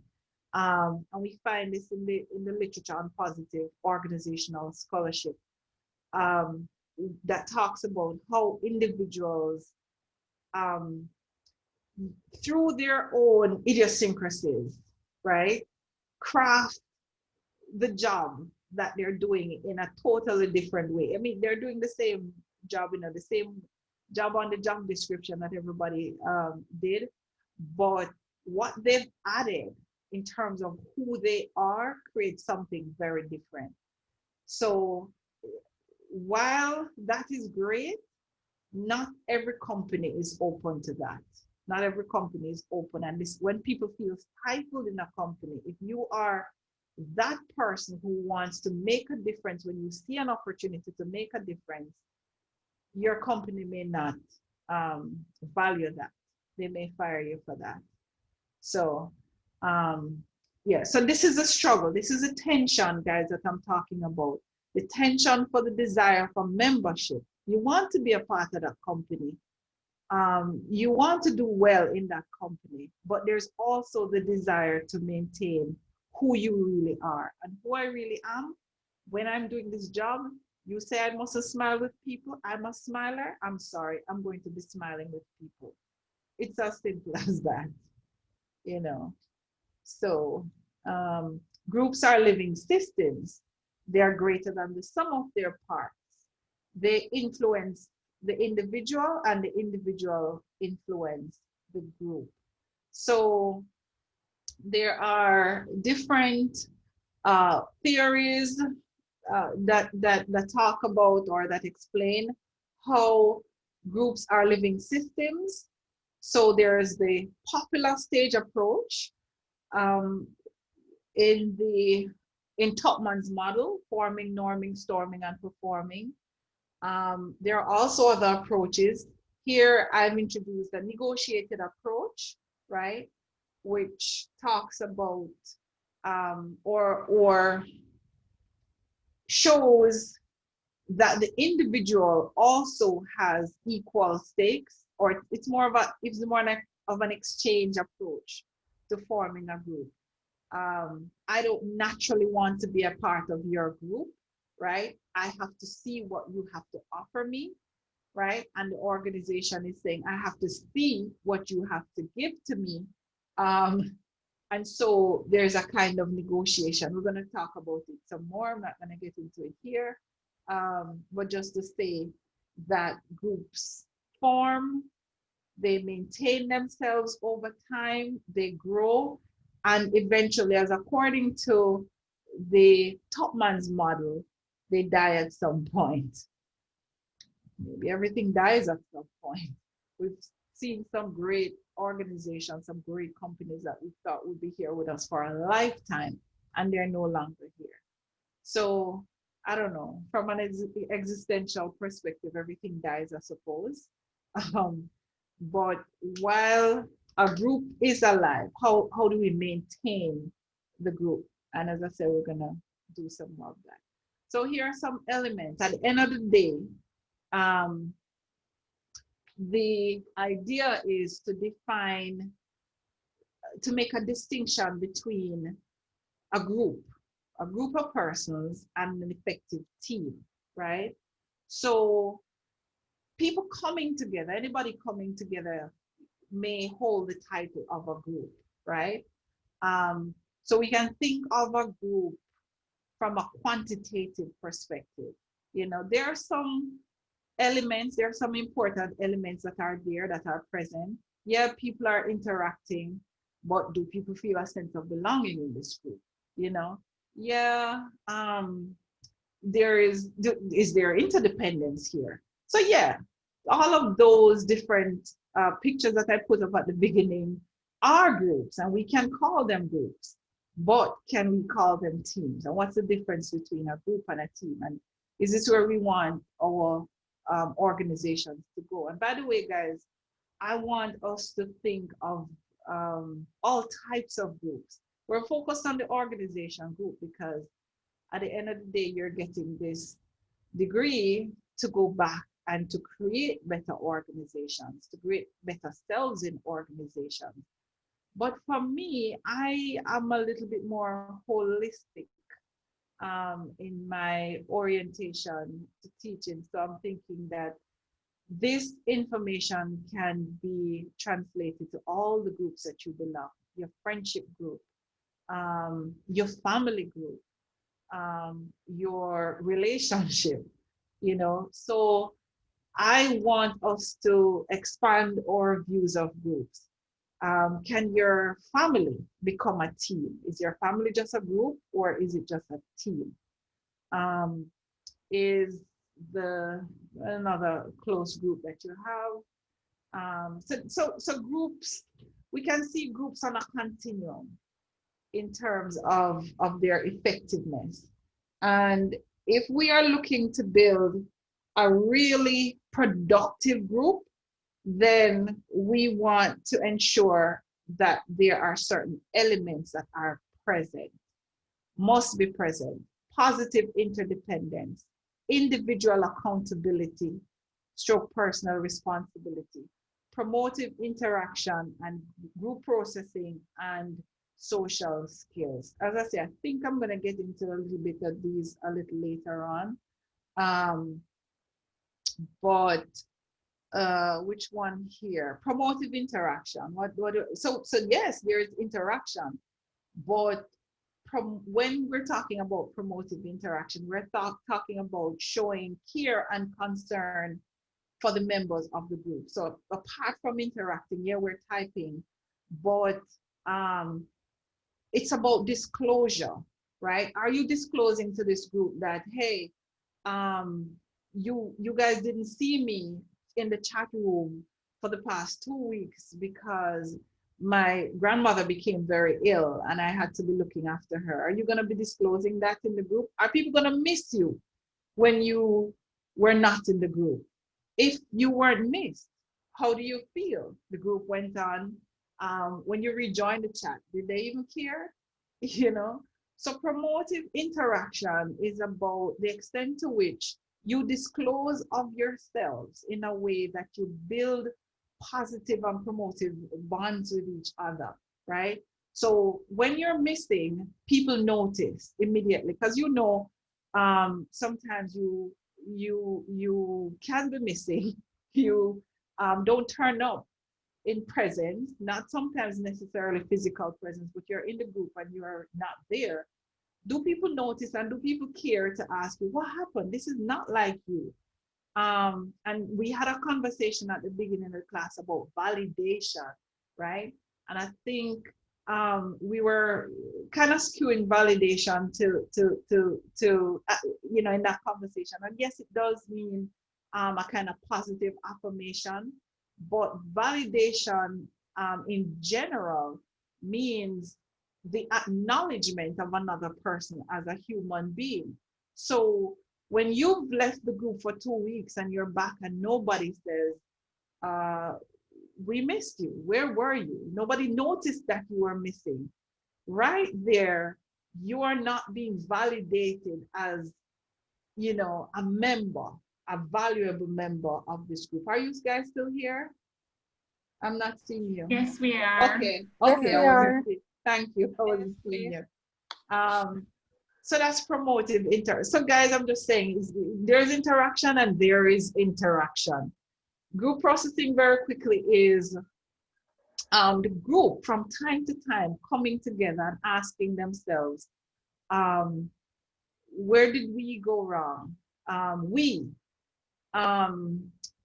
What happened on this project? Or we were very successful. What did we do? What are some of the things that contributed to our success? So it's not about interrogating ourselves when we fail, but it is also about interrogating ourselves when we've done well so we can replicate what we've done. And we find this doesn't happen a lot because for a lot of people, it's a waste of time. You know, we don't have time to sit down and talk about ourselves. So if we're not talking about the work, then this is, you know, what's the point? And it is in these forums that groups build and strengthen themselves in the group processing forum. You get to know each other, and also you in these forums is when you begin to hold individuals accountable. So we don't talk about just the fact that, oh, we didn't do well. We're going to point out and call out the persons who we think contributed to the failure. But of course, and this is why here's social skills now coming in, we're going to be doing so in a way that individuals don't feel attacked. Somebody could have a bad day, you know, or something could have happened. But at the same time, we have to hold you accountable. You have to take personal responsibility in what happened. So, as I said, when we interrogate what these really are, we'll see how each of them is very important for creating ultimate performance in a group, optimal performance in a group. Team building, our group is going to talk about team building too. As I say, I'm just showing you here. The one before this model here is the Johnson & Johnson. They talk about what the elements are. Here, Patrick Lencioni gives us a model for team building. There's actually a book. What's the name of the book again? I don't know what's the name of the book. But I have a hard copy. And there's also a copy on Audible as well. He writes it in a nice story format, so very, very easy to read. So he gives the 5 elements of team building: trust, conflict, commit, accountable, results, building trust. And as I said, we're going to interrogate these because we want to use it to understand our groups, the groups that we're currently in as well. Look at the time. Okay. So studying groups. We want to understand groups and group dynamics theoretically. I've thrown out some theories earlier. Social identity theory, for one, is one that we should get a little bit comfortable with to try to understand groups and the nature of groups. And mostly because the study of group dynamics is a social psychological phenomenon. So there are various theories, psychological, social psychological, and sociological theories. So identity theory that helps us to understand individuals from the structural perspective, groups as social structures. So I usually kind of take a broad disciplinary approach to my topic areas, to when I'm studying groups. So I may use some theories that are more sociologically based, some that are more psychological, and some that are social psychological, but I'll let you know. So we need to understand, you know, earlier in the discussion, you know, persons were giving their views about what makes a group. but framing that, say, within the sociological notion of a scribed group versus achieved group, or Tajbell and Turner's research on their research called the minimal group experiment, research originally on conflict, we begin to understand what groups are, and how an understanding of us can help us to make better, create better groups. So there's a practice side of it, and this is why I want us to get into a little bit about experiential learning, because it's one thing to understand something theoretically, but the thing about groups and a lot of social psychological disciplinary areas is that we're living them every day. We are a part of groups, but we don't really stop to understand the forces that are at work on us in our group. So this is why in this course, I want us to, as I said, become mad scientists of ourselves, ask ourselves, how is this group affecting me? And how do I affect group? And here's where the practice of it comes in. So it's a kind of three-pronged thing, approach. Yeah.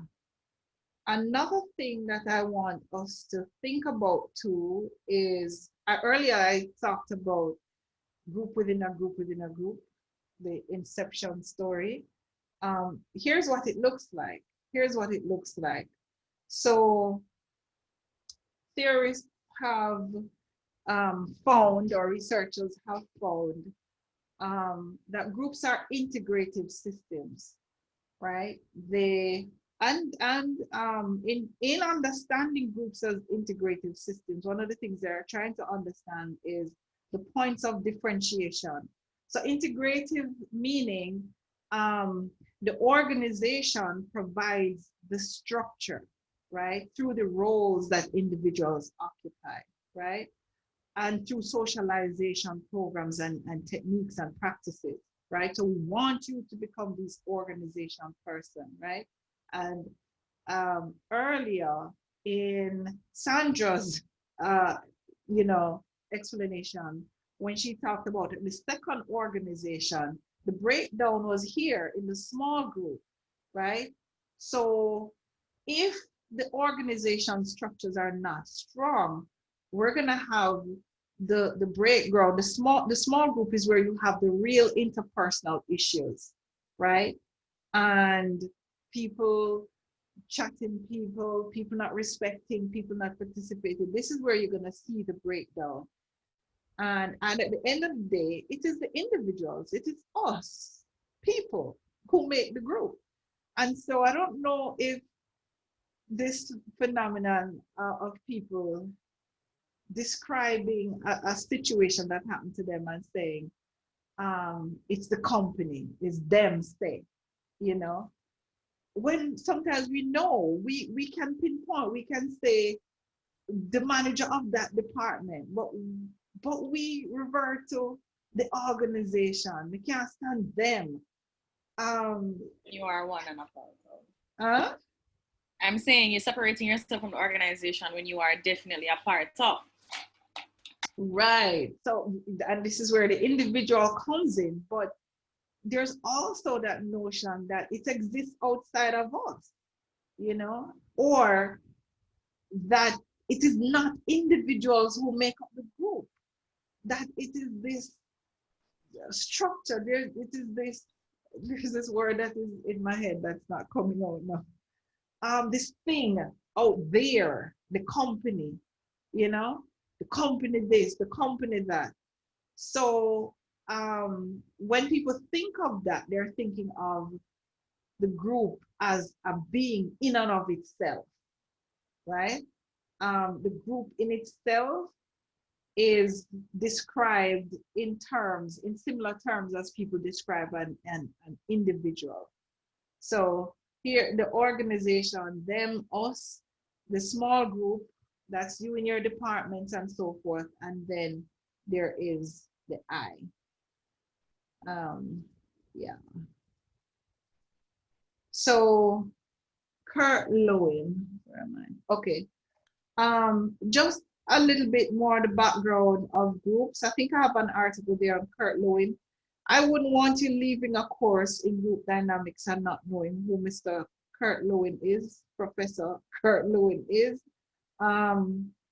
because he's called, primarily because he's called the father of group dynamics. He has made significant contribution to the field. So for example, I think one of the things that we can all relate to is leadership styles. Laissez-faire, democratic, autocratic. Am I correct? Are we aware of this? Yes, Miss. Okay. Yes. Great. So that was Kurt Lewin, Lippitt and White. That's the name of the three researchers who try to understand leadership styles. And we'll probably look at this when we get to leadership, because it's one of the seminal contributions. And he, according to Lewin, his field theory, he's very popular for his field theory. Behavior of people in groups is a function of interaction of their personal characteristics with environmental factors. Yeah. Some major topic areas that we'll have in groups that you'll see, and these are some of the topics that you'll be presenting in your presentations. Studying groups, the individual and the group membership, all of these topics. I'm just saying that if you take up any group dynamics text, these are the topic areas that you will find, give or take. Any group dynamics text at all, undergrad, postgrad, anything, all of the group dynamics text will cover these topic areas. Now, you may find these topic areas in other disciplines, you know, but of course, we want it to still be open to understanding how it plays out. What does it mean in the context of trying to understand groups? So for example, leadership is a topic that you'll find in management, in organizational behavior. Leadership may come up in some of your other courses too. But when we're talking about leadership in group dynamics, what's important for us? Why do we want to understand it? So as I said, guys, despite the fact that you'll see these topic areas in other disciplinary areas, take note of how it contributes to our understanding of groups. This is a little complicated. I say a little complicated because it requires some reading, I think, to really get into this. This model is really taken from Edgar Schein, and you'll probably meet Schein when you're doing a course in OD or so forth. But I found Schein's work kind of really overlap with groups and group dynamics. What Schein is saying in this model is that every group has content. In every group, there is content, there is structure, and there's process. These are the basic elements of all groups, right? Three basic elements as well are the boundary. This is defining who is in the group and who is not in the group, right? A group also comes together to achieve a task, right? And a group also comes together, under here, for people to interact. Somebody, was it Marco, who said, you know, when you're introducing yourself, a part of what you expect is meeting people, establishing relationships, establishing networks. So yeah, we're here to do the work, task accomplishment, but groups also have very, very important interpersonal or personal functions as well. And as I say, here in, you know, a lot of times when groups break down, people say, Me they here for do the work, me not they here for make no friend. Me not care about them people here in the group, me just they here for make friend. And until until people in groups recognize that the two go hand in hand, you're always going to have issues with task accomplishment, always. You have to work with people who you get along with. We're not saying that you have to fall in love with the people, you have to really like them, but there has to be basic, going back to Lencioni's model, there has to be basic trust. There has to be basic respect for people to work well and to accomplish tasks. And this is what I said earlier, when the group issues emerge, when the structure breaks down, yeah, the group is going to find itself into problems. This is when they're going to be calling in consultants. They're going to tell consultants, hey, we don't know what is happening. Coach not talking to customer service, this. Yeah. So when you think of groups, guys, I want you to think of these 6 elements as formed in this matrix. I've kind of broken it down here. Content, and is about the essence of the group, who is in the group, who is not in the group, or values or ideology, task, what we do, relationships, how we perceive similarities and differences within the group. As I said, we can get through each of these. I'm not going to go through them right now. Next. Yeah. So as you're analyzing the groups, you're asking, what are some of the factors that influence the structure and the processes of groups, right? And some of them, the need for efficient group performance, different abilities of individuals, different levels of motivation, physical and social characteristics of the environment, the task or the goal of the group influences its processes, individuals' behavior and roles.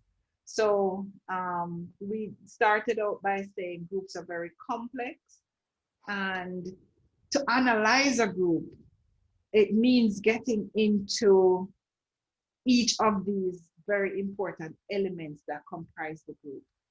So ultimately, as group dynamic specialists, as people studying group dynamics, we also want to understand the behavioral tendencies in group. Self-oriented. Yes, go ahead. Just a quick question, Rashina here. Does cooperative learning group comes under group dynamic as well? Well, all groups come under group dynamic. Okay. Group dynamics. Cooperative learning groups. Elaborate. What are cooperative learning groups? All right. Basically, each individual is responsible for the group performance. So it's not a situation where one person is a group leader and one other person probably takes notes, and the other person where there is every responsibility in a group is shared. If one person fails or if one person does not contribute, it affects the entire group. So that's a cooperative learning. So thank you. So we describe, what you're describing is the very effective group that we talked about. And people have different definitions for their effective learning group. So I know cooperative learning is a term used a lot, especially in the education field, correct? Yes.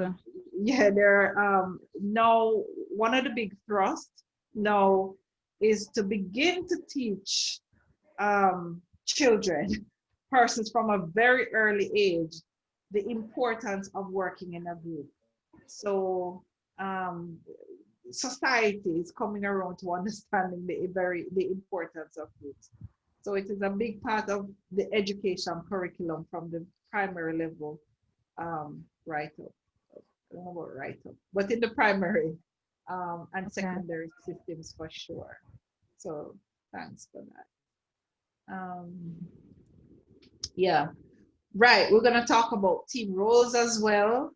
I'm not going to get into it, as I said, because we have lectures on this coming up. This is about introducing you. At the end of completing the survey, the team player survey that you have, you come up with 4 distinct roles. and we will discuss what each of these actually mean for you and for the group. Next lecture, experiential learning. Because I'm using the slide share, I'm not able to see that we were right at the end of this. Okay, questions, everybody? Any questions? I feel like I've just been here talking, but I really have. But any questions at this point? Well, it's not a question I have. It's just a comment, really. Sure. And I'm very talky this evening. No. I appreciate that. Right, so earlier you mentioned that persons in groups need each other. They need to be. They need to have a relationship, pretty much. Right. And in the one you were speaking of was the groups at work. Mm-hmm.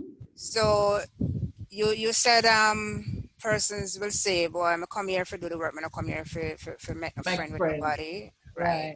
And I have to tell you, sometimes I have that same thought. Mm-hmm. And it is because I often hear that when you have it's not that I'm in a position of authority either, but there are times when I have to get stuff done.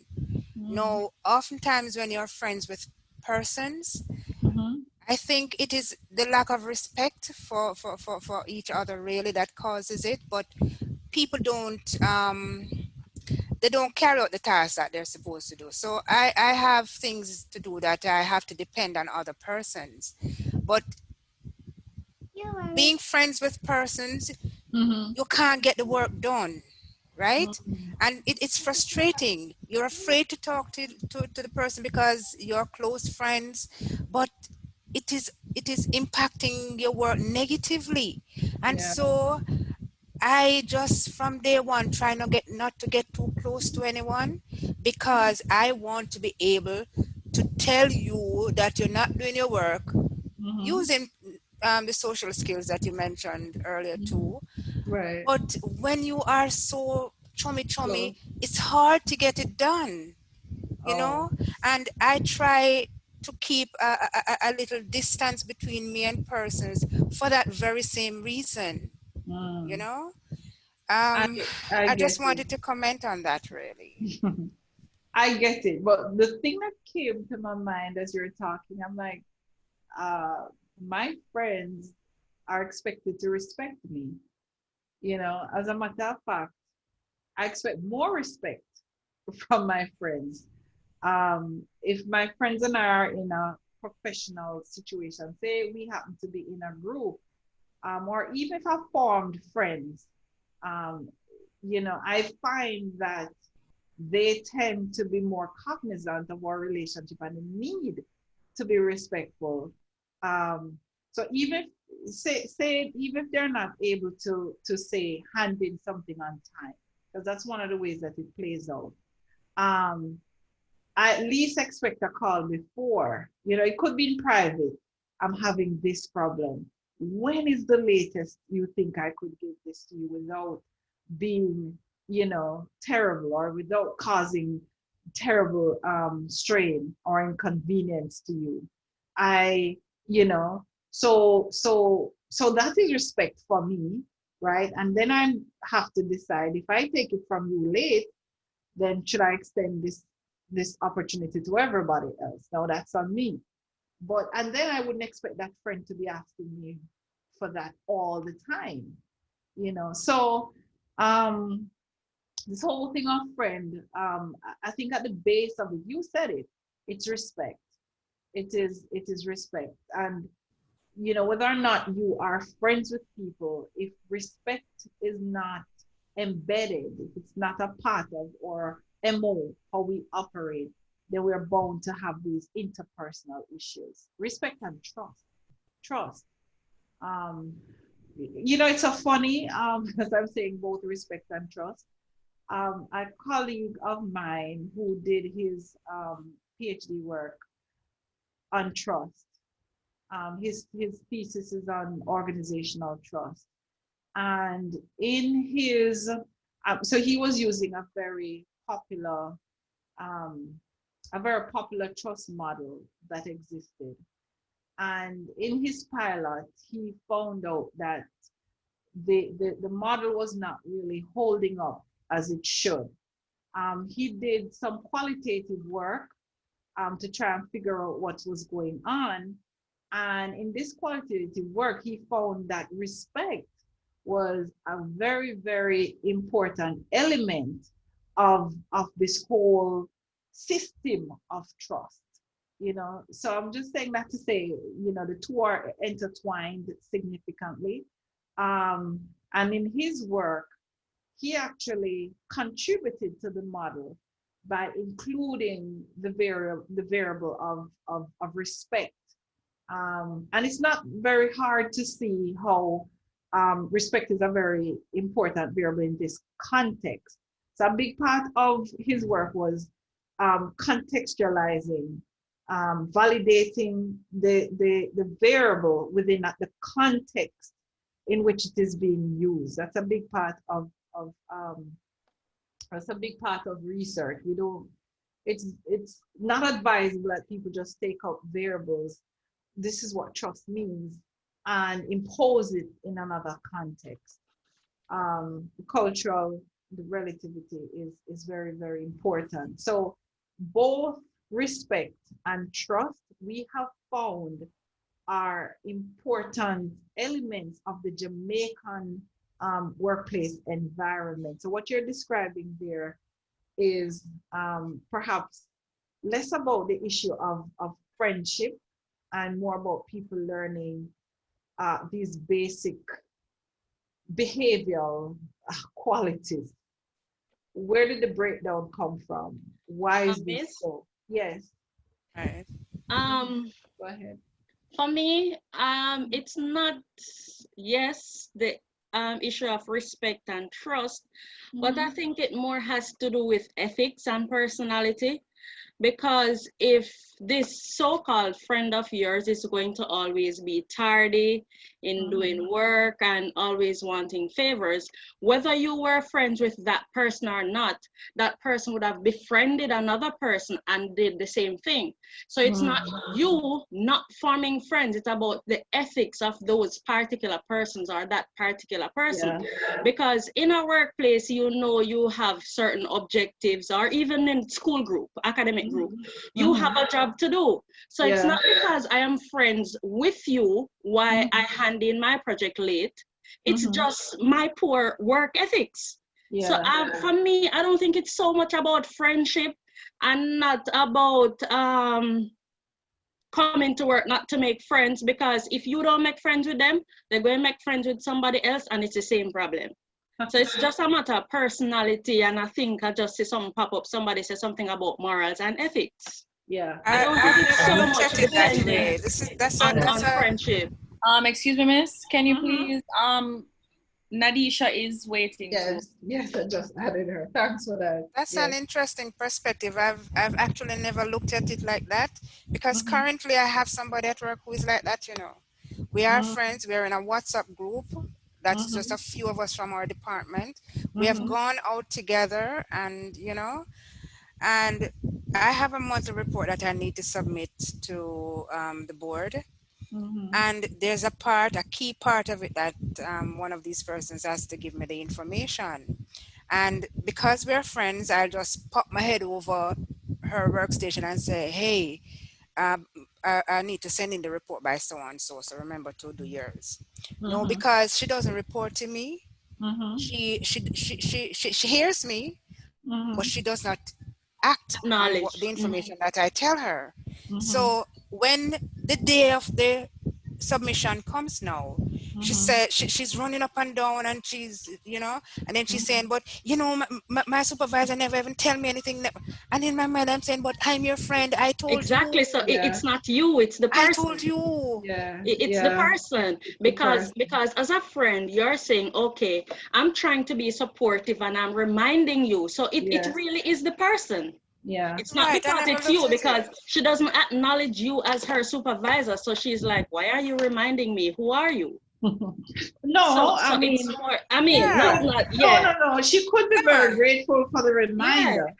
But she But didn't act on it. What came to me too, right, is that, you know, this is why I use my identity framework to explain a lot of things, right? So in that scenario, right, there are two identities at play here. There's a friend identity, and then there is the co-worker identity, right? Now, remember, a big part of identity is about, in the context of organization, is expectations of behavior. Now, what are the expectations of your co-worker's behavior in her position as, you know, X to provide that to you? You have not approached her in terms of addressing her from her identity as a co-worker, right? So when you address her as friend, she responds to you accordingly as friend. When you address her, and it simply could be sending her an email. An email demarcates the relationship. As a friend, I look around the corner and I say, hey, remember this. This is the expectation for a friend. It's supportive. As your co-worker, I'm going to send you an email to remind you. So there are various variables within the situation that brings particular identities salient. So her co-worker identity was not salient in that interaction, hence the reason she did not respond to you accordingly.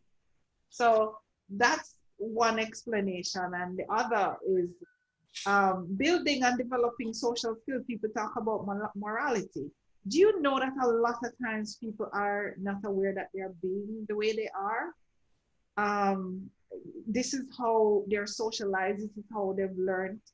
And I know this from sometimes taking the opportunity to point out to some people, do you know when you do X, Y, Z, it affects others in A, B, C? And they look at me really puzzled, like, I've never thought of that. Wow. You know? So a lot of times we enter interactions with expectations about what people ought to know, and they ought to behave a particular way because they ought to know this. But the truth is, guys, they don't. Just imagine how me feel like that. So this set our Miss? Oh, yes. Hi, Miss. Yeah? Hi, guys. So I've been listening in, and I'm familiar with a lot of the scenarios that persons and challenges that they were speaking about in the workplace. Yeah. And I hear persons throwing around concepts such as trust, respect, ethics, behavior, moral, and so on. But from my perspective, in a workplace environment where we're working towards meeting particular objectives, whether we are friends or not, I see those expressions of being as uncontrollable, particularly as a manager or a supervisor or a team leader, because I cannot determine the level of someone's moral, ethics, respect, or behavior. Okay. From my perspective, within the workplace, I think we should use other modes of control to ensure that we work cohesively to get the job done or to meet the objectives or targets. So in that environment, I would consider controllable components such as processes, guidelines, accountability, and consequences. So this would help to manage the output and behavior of persons, because if the process is outlined and clear from the beginning, it would guide how things flow as it relates to timeline, submission, so on and so forth. And accountability, if you do not meet the set objectives or guidelines that were posted at the beginning, what are the consequences for not adhering to that? So if it's more process driven than behavior or personality driven, I think we would work more cohesive and better as a team. Who was that, Philip? Yes, Miss. Okay, thanks, Philip. Thank you very much for that. I agree, but you know, sometimes you just don't want to show up somebody, you know. You try to, especially because you're friends, you try to, you know, save them. But yes. But that is how you save them. My response to that, though, Philip, though, that's great. It's great if we have systems and we put systems in place and people follow the regulations. This is this process and you do X, Y, Z. But guess what? At the end of the day, we are people. And it's very difficult for us to maintain the postures that systems require. It's very difficult. So you can have a workplace that you say people mustn't be friends or become friends and people mustn't talk, but it's not going to happen. It is never going to happen because at the end of the day, interactions are spontaneous. Interactions are emotional, and we are emotional beings. And so this is one of the issues with organizations. They have they're very instrumental in their approach, right? And because organizations are they focus on their instrumentality, they fail to recognize that the people who operate in them are not robots. So something even simple as, I went to this venue this afternoon with a friend of mine, and we observed, well, when I was going into the place, the person gave me the what do you call it, spray in my hand, the whole 9 yards, right? And proceeded to tell me where I could go and stuff. Well, when my friend was coming in, she's looking around and there's nobody there, right? So she actually took up the thing and did the spraying for herself and stuff. Somebody else came in after and we're observing. There are lots of people there, it's a restaurant scenario. We're observing. There are lots of wait and stuff who are there. And yeah, about 3 other persons came in and nobody attended to those persons. The 4th person came, the person jumped at it like, oh my God, not even recognizing that 3 people had gone through. And I commented and I was saying to her, this is it, systems break down. 3 persons were allowed in here. One of the persons we observed took up the bottle and did the spray, and the other 2 just walked in, right? Because at the end of the day, as I say, we're human beings, and no matter how much there are flow charts, somebody needs to be standing at the door all the time. Somebody needs to do that. It breaks down. It breaks down. So we have to put contingencies in place for these kinds of breakdowns. And one of the things is just to acknowledge that people are human beings. If people are more free to operate in friendly ways, how do we make these friendly type situations work for us? Why are we working against the tide? You know what I mean? So yeah, we tend to think of organizations as such and people who work in organizations as such. But guys, the reality is, at the end of the day, we want to make friends in the company, and leaders know that more than anybody else. Leadership is a lonely place. It's a lonely place. Exactly. And this is why leadership tends to be one of the most vulnerable spots in an organization. You really want somebody to continue work on doing accounts and stuff. Especially if they're young. Yeah, you're gonna pretend like you're not doing it, but you need your little spice them. And your little spice them are gonna need something for that. A promotion here and there, a raise here and there, and we want to ignore it, but this is the reality, because as people we need to be affirmed. Philip? Yes, I see your perspective, Miss. But what comes to mind to support the point I made earlier was where checks and balances come in, because you're not just going to establish certain processes and guidelines, but you're the intermittent auditing as well, because there should be a balance between process as well as communication. It's the intermittent auditing. In the intermittent, it breaks down.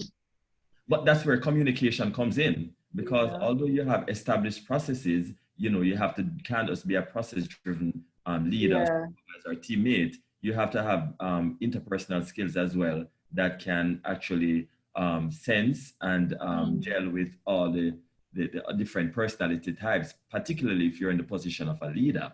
So to become complacent if you are just simply personality driven, but because to ensure that persons are adhering to the different guidelines and expectations, the process comes in place as well. So it's a balance. The thing is, Philip, the truth is, as human beings, we don't have the capacity for that. We don't have the cognitive capacity for the endurance in terms of those structural impositions. We don't.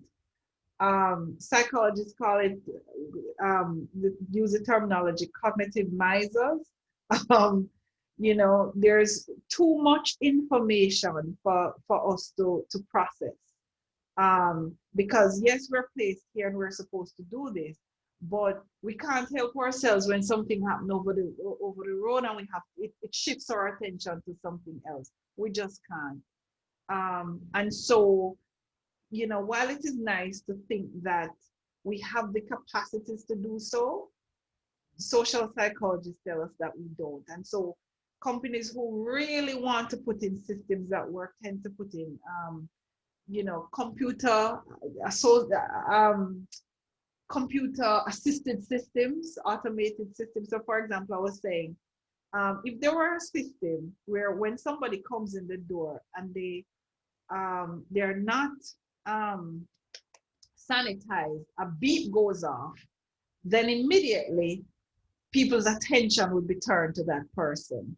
You sort of, that's a computer assisted system. So the beep goes off and then there's something that points that says, go there and do that, you know. But outside of that, systems that are left up to human beings, I'm sorry, they could be on paper some more. It's not gonna happen like that in real life at all. Sorry. Sorry. Yeah. So that's the reality of groups, guys. That's the reality of groups, that we form friends in groups, right? We're there to establish close relationships by virtue of proximity, propinquity. That is where it is in groups that people establish or close bonds with each other, right? It is more likely that you would meet, you know, your significant other in a situation where you're working very closely with them than in a fleeting situation. And you may argue with me now with the advent of Tinder and so forth, but it still stands that the close relationship that the organization or the close interactions that the organizations provide allow these scenarios to occur. So yeah, I paused there, 8:29. Online can get a little bit tiring. If Karen, hi Karen, Karen McFarlane, how are you? You there? Karen is gone, she's here. Hi Karen, not here? Okay, I just looked around and saw Karen's hand. And forgive me guys, so far we've been just kind of jumping in and giving our points. I have no problem with that because I keep forgetting to look at the screen to see who is raising their hands. So forgive me if you are raising your hands and I did not acknowledge you. So yeah.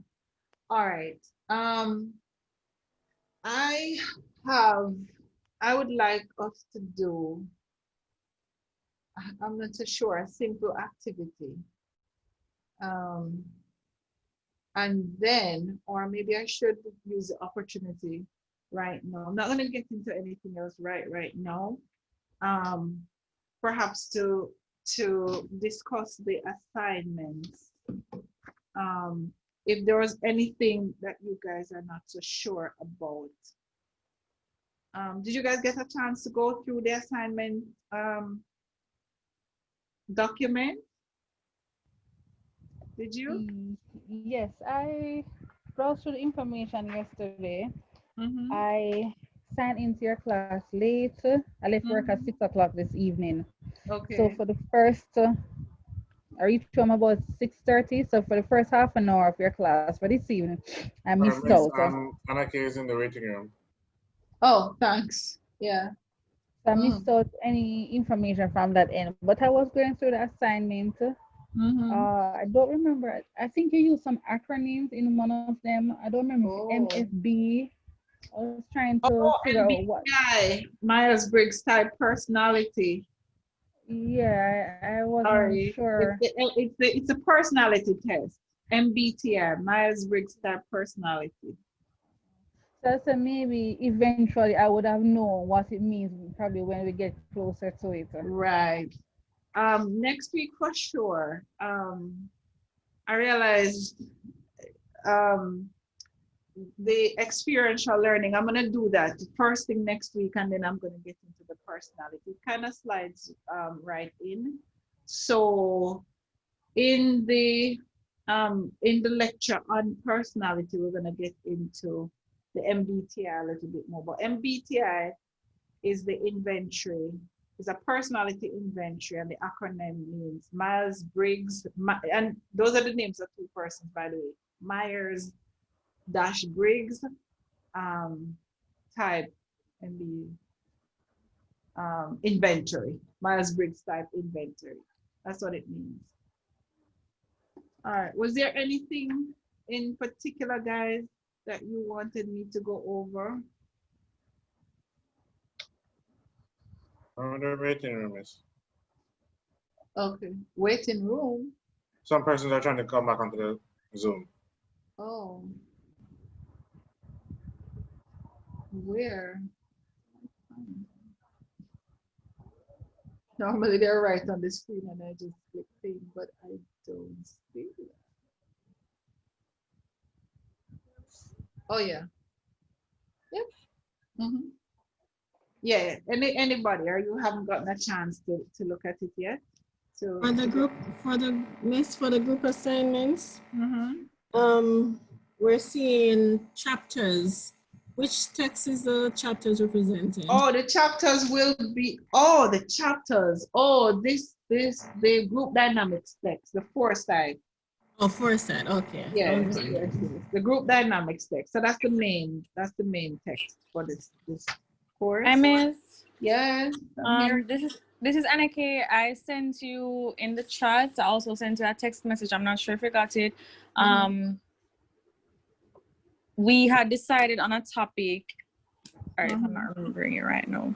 Hold on. Can one of my group members help me out? I'm not remembering what topic we selected right now. Group cohesion. Group cohesion. Yeah, I think it was group development. Group cohesion and development. Sorry about that. Yes, miss. Okay. So that's is Anake, October Abigail. 26th. Okay. Yes, miss. Okay. I'll send you an email with everybody's. All right. From the class. Yes, miss. Okay. All right. So I had put in the chat, I'm not sure if you saw it. For my group, Cashel, I had put in productivity. I'm not sure if. Okay. All right, Cashel. That one.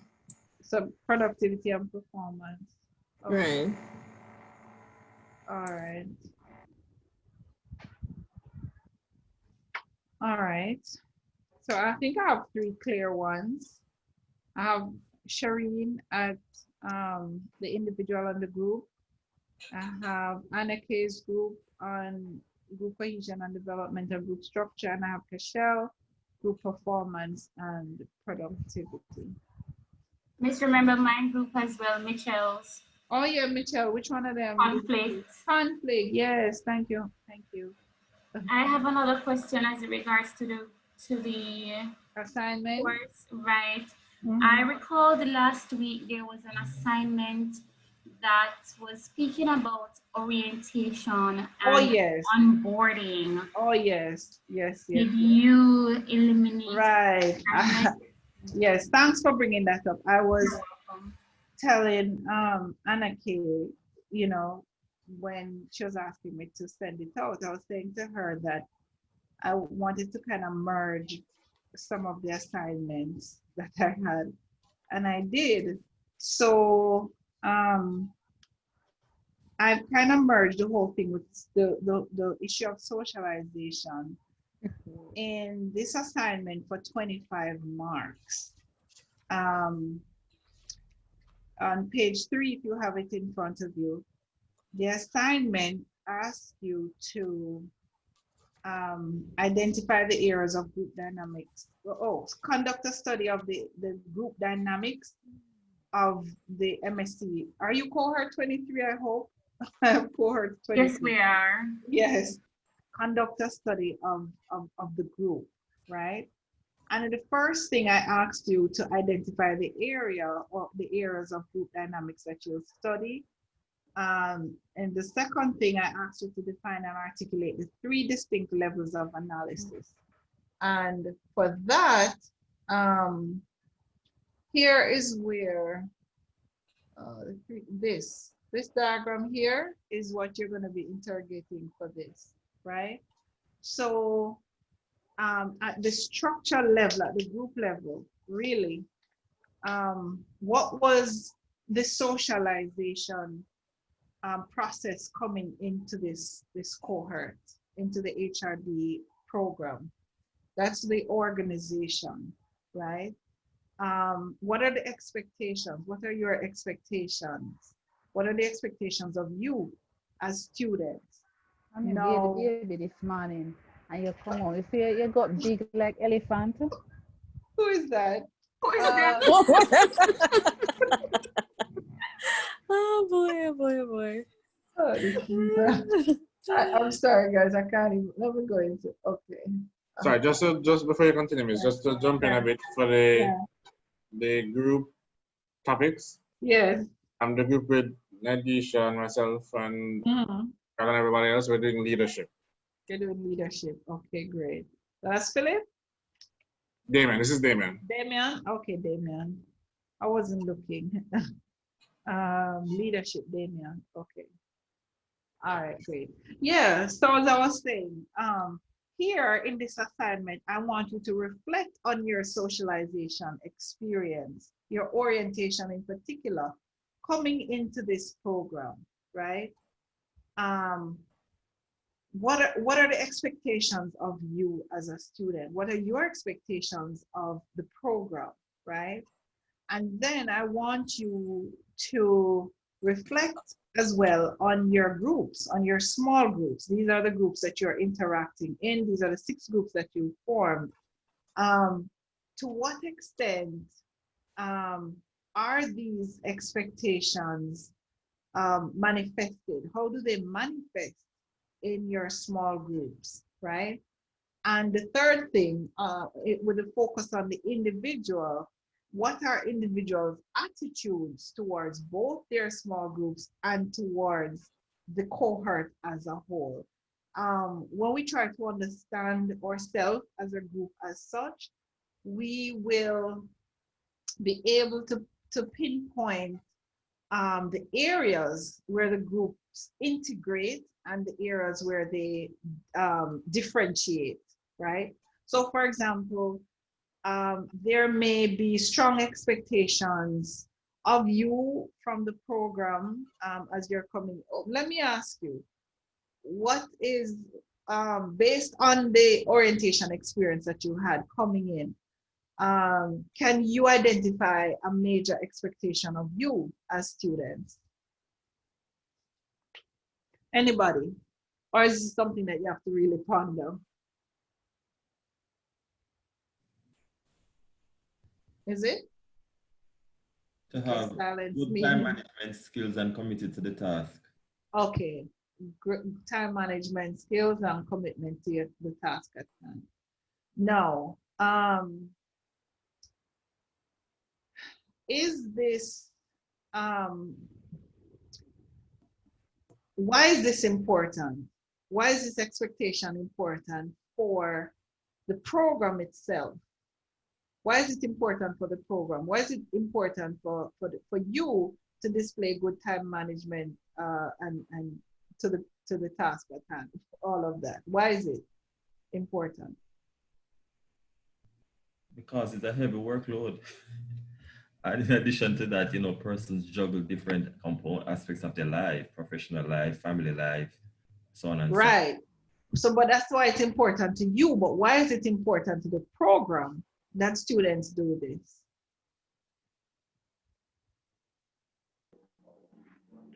So that the program can progress in a timely fashion and all the topics can be covered and everyone can get the learnings that they need by the end of the course. Thank you. And be ready for the examination. All right. And that answer still kind of bears on the student. But when the program set expectations, it is thinking about the program's goals. So students progressing is having the courses completed on time, right, in general. But the bigger issue for the program is truancy, is students completing within their 2-year and freeing up the spaces for people coming in. And as you may know, one of the indicators of a good program is that the cohort students who come in graduate on time or within the period of time that the program stipulates it to be, right? So if you're thinking of coming into this master's program and you're asking persons, tell me about the program, and they say, well, they say it's a 2-year program, but they're prepared to stay long. Them have this practicum or they have stuff, the way they design the thing, you don't get to complete the course or people fail a lot. And, only 50% of the people who start the program finish on time. Is that attractive to you? Would this program be attractive to you? Not at all. No, would not. Exactly. Not at all. So, yeah. And I know programs like that here on campus. I don't. Exactly. So a big part of those expectations, the program is thinking about itself, right? And so this now is supposed to be translated into the group's attitude, because it's the groups really that support individuals to get this done. So in your groups, if somebody is lagging, if somebody is straying, it is the small groups that build capacity, that it's through the small groups that capacity building take place. But if it breaks down, if the program doesn't fulfill its end of the deal, right? Or it, for you, these expectations are just expectations on paper. They don't really care whether or not you do it, right? Then you're gonna find a breakdown in your groups that you're working in. And worse, as individuals, your attitude towards both your groups and to the program becomes one where you disassociate yourself from everything. So for you, this is a competition, right? And perhaps how this manifests is that you're not interested in sharing your information. If you know you cannot go to class and not participate in the group and still get great grades, why should you? Why should you contribute? So it's every man for them own. So this is what I'm trying for us to see as we question ourselves. What are these, and companies do it too. So in a way, what is happening here is a microcosm of what happens in a company. When you go into a company and they give you all these expectations and this nice or fancy orientation program, what is this? What do you think this is about? This is a culturalization session. This is saying to you, this is who we are, and if you don't behave in these kinds of fashion, then we're not going to achieve our ultimate goal. Or shareholders want 50% profit at the end, or shareholders are looking for 100% profit. So so this is where the socialization comes in terms of how I've blended it. So the points of integration and differentiation between the levels. So so when your expectations are that you're gonna work on a timely basis, and you see it playing out in your group, then that is that scenario reflects an integration of the large group and the small group. When individuals' attitude towards the group also reflect that. I care about my group. You know, I feel bad when I don't submit my work on time. That too reflects the integration, because the group has those expectations, the large group, the smaller group works together to fulfill those, and then the individual also works together, to facilitate the small group. So that's kind of what I wanted us to observe as we're doing this assignment. So as I say, we'll have opportunities to explain it more throughout as you go about it, as you get into it. But for now, I hope this kind of explanation suffices. Does it? Yes, miss. But you already see the group within the group within the group, right? Yeah. And this is the nature of society. This is the nature of society. There's a society, there's a company in the society.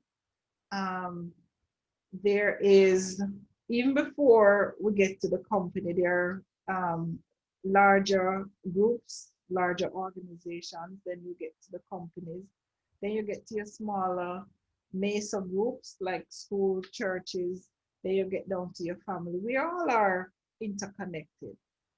And when the socialization goes awry in the family, when you don't learn to respect each other in your family, you're going to go to the workplace and display those kinds of behavior. Nobody taught you. But because there is an expectation that you are taught these basic skills and behaviors in the family, when you go to the workplace, people are not willing to even accommodate you or to accommodate the thought that you don't know better. They must know better. How often do we say that? You know, we're not giving anybody any slack for anything because they must know better, you know, but a lot of times people don't, because some group within the ecosystem isn't working well. The integration is poor. So, yeah. That was the thinking there, guys. That was the thinking. Whew. Wow, that's a lot. Anything else? Anything else? I'd like to put you in groups for the next few minutes, if we have that. For you to just go over your, are you meeting, by the way? How is that going? Have you been finding time to meet in your groups? Yes, Hello? yes, we have. Okay. Do you have structured meetings in your groups? Question. Do you have structured meeting? Meaning, have you decided that our group is going to meet or is it too early to ask these kinds of questions? We have scheduled meetings for my group, yes. Okay. Same. Have you selected leaders, specific leaders, or are you just meeting for meeting? We've selected. You've Yes, selected yes. leaders. Okay. Do you take notes in your meetings? Yes, we do. And share the notes? Yes, miss. Okay. All groups, or are some groups a little further along than others? Hello? You see, my job, guys, is to monitor what's going on in the group, right? Because the course is such that we're helping you to study yourself, to understand what's going on, then we have to take this reflection point sometime in the lecture to ask these questions, to remind you of some of the things that the group is supposed to be doing. In the face-to-face classroom, I would have put you guys into your groups towards the last 20 minutes or so and help to guide you in terms of what your group should be discussing, because we feel that it's very important that groups meet, literally meet, to discuss where we are, where we need to be, and in the process to form relationships. So yeah, so just saying, it's early days yet, guys. It's early days. I will actually help by sending you some materials that you can use in your groups, right? Right now, everybody should have the contacts and email contacts and everything for everybody in the group, right? In the first class, when I asked you guys to sit down and to go into group and talk, it didn't work out because I couldn't figure out how to put you in a specific group. But one of the things in the intention was for you not to even talk about work, but to just talk about yourselves. Have you at least done that, guys? Hello? I think we did. Yes, we did. Yeah. Yes, we did. Shared stuff about yourself in your groups, personal information, apart from yeah. your contact number. Likes and dislikes. Likes and dislikes. Okay. Yeah, and this is why I kind of didn't even get into the experiential learning part of it with us, because I'm going to ask you guys this week to have a session, if it's even half an hour, where you guys meet and share. Well, it will be good to share some personal information outside of work, but in particular, tell each other what your skills, what the skills and competencies that you bring to the table. Usually we have an exercise where we ask members to talk about groups that they are in, to give at least, like if I ask every one of you to list 5 groups that you're a part of right now, you would be able to. Yeah. You'll be able to do that. And so in the activity, I use the opportunity to point out all of the skills and the competencies and everything that you'd have gotten from being in that group. So for example, if you were president of, I don't know, the Psychology Student Association or stuff, you have leadership skills that you've gained from that group that you can bring to this group, right? Some persons are managers in their organization. What are some of the skills that you've gained in that position as a manager that you're going to use to contribute, to bolster this group? So please do that little activity for me, guys, once this week. Meet in your groups and share at least 3, 4, 5 groups that you have been a part of and discuss some of the qualities you've gained from being as a part of that group and how you're going to use these to contribute to these groups. Please, I'm going to ask you about it next week because we're going to get into the issue of self-disclosure and so forth in a group. Okay? Oh no, gone sleep? Okay, no. I'm still awake. No, miss, I'm here. Listening now. I know, but on this side, guys, if you ever hear on this side, like if you hear a pin drop and I'm hearing myself talk.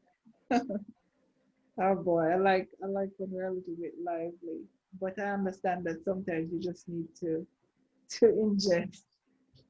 All right, on this note,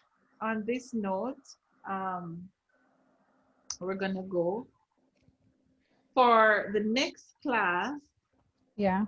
I'd like you to do the MBTI. Is it there? Is it online? I'd like you to complete that at least, so that when we're talking about personality, and we're gonna do the team player one after. chapter. So you can do that as well. But we're gonna do these topics in the next 2 weeks. Personality, team player. So I'd like you to do that so we can discuss the results as we discuss these topics. Yeah. Miss the assignments on the course, they seem complex, they seem compact. Yeah. It seems like it's going to be like you have to in it for the long run because the time, if you work full time, it's going to be really challenging. Maybe hard, but it see when I look on the course assignment, so many things that needs to be done. It look really compact.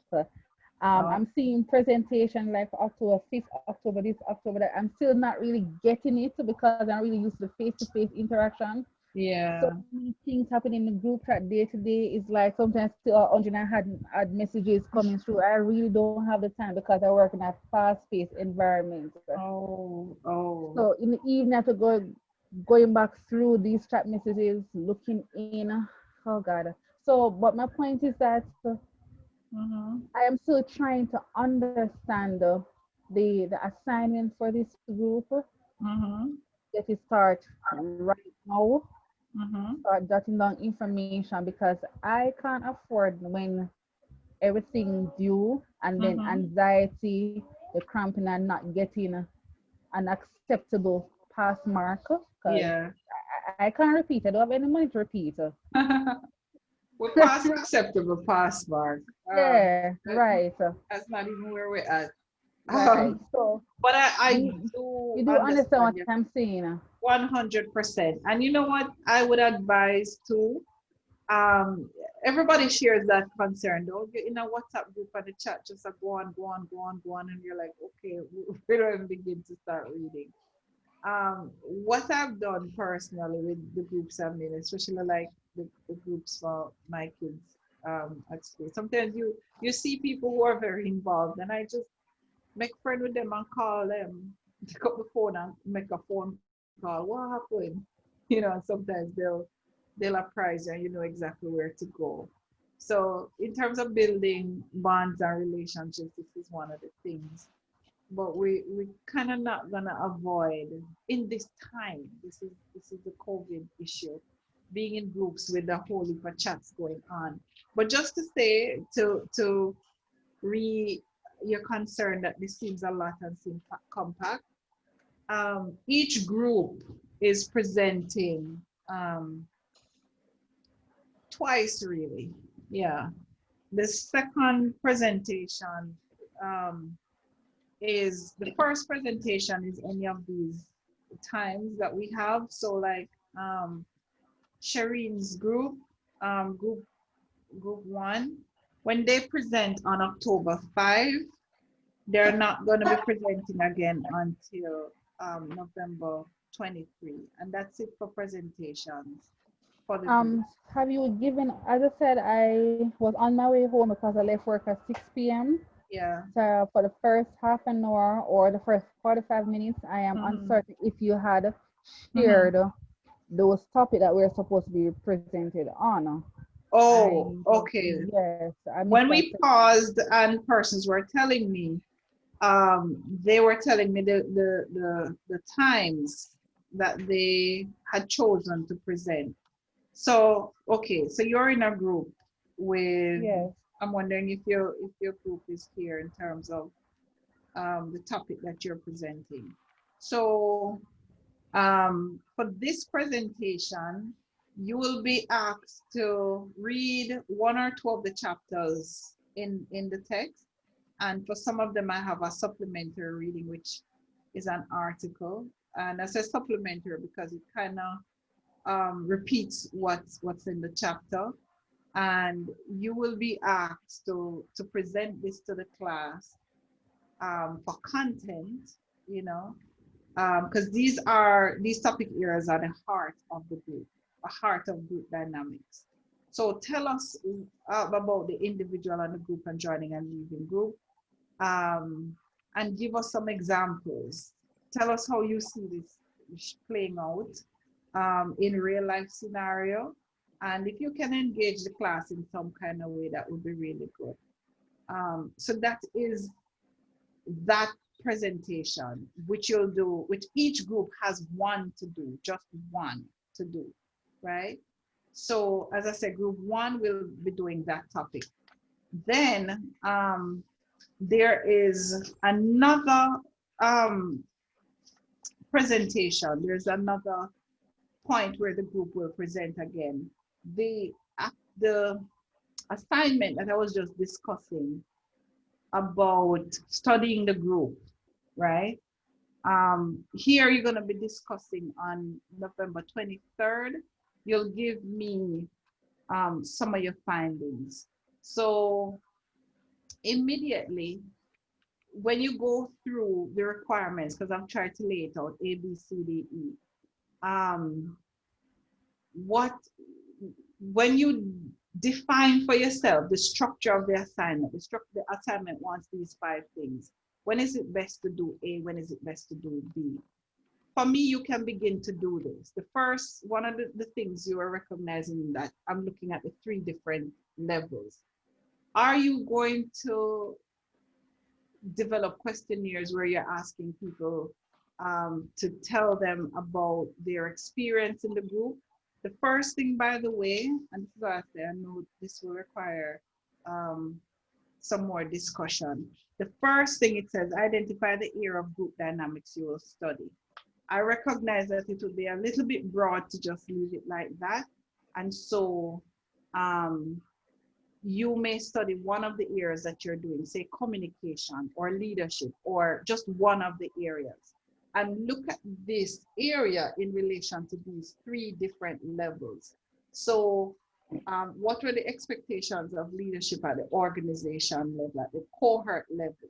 What are the expectations of leadership in the small group? Do we see this playing out in the small group? And what are individuals' attitude towards this? This assignment will require you to do some kind of questionnaire, perhaps, if you want to get to the larger group, or perhaps, interviews, a kind of semi-structured interview with the members of the group. And at the end of the day, when you compile the data, this is what I'm expecting on the 23rd, that you will give us a sense of what you found out. So if you're doing, say, communication, I remember doing a similar assignment to this, and say we'd ask the large group, we have a norm or a value about communicating, about good communication with each other. And everybody answered yes for that, right? Or sorry, everybody answered no, like, do people respect each other in terms of the large group and in terms of how they communicate? People answered no for that, like strongly disagree, if you use that format. Then when you get to the individual, I do so.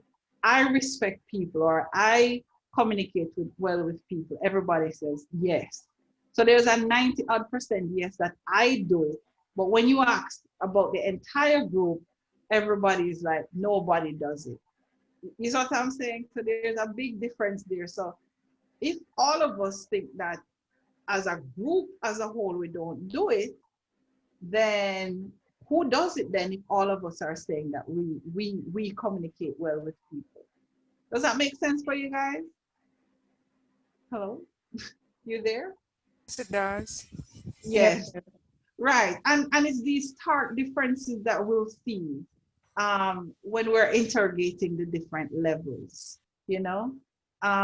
There's one thing that we all think that we do, but when it gets down to the individual, it's a different story.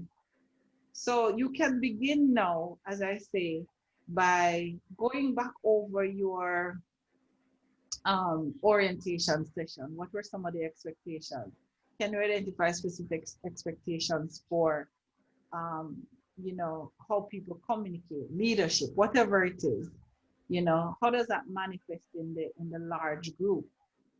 how do people feel personally about leadership? So for that, you may have a questionnaire that you'll give to all the members of the class. You may not get back from everybody, right?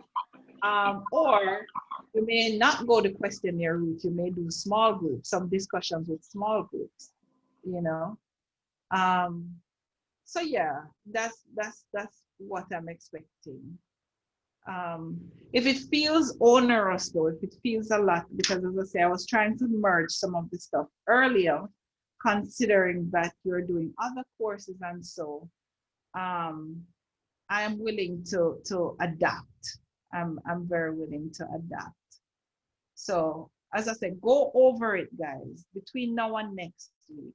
Seriously, sit down, all of you in your different groups, and make sure you understand. If you don't understand, if it don't look like if it's possible for you in terms of the volume of work, do let me know next week.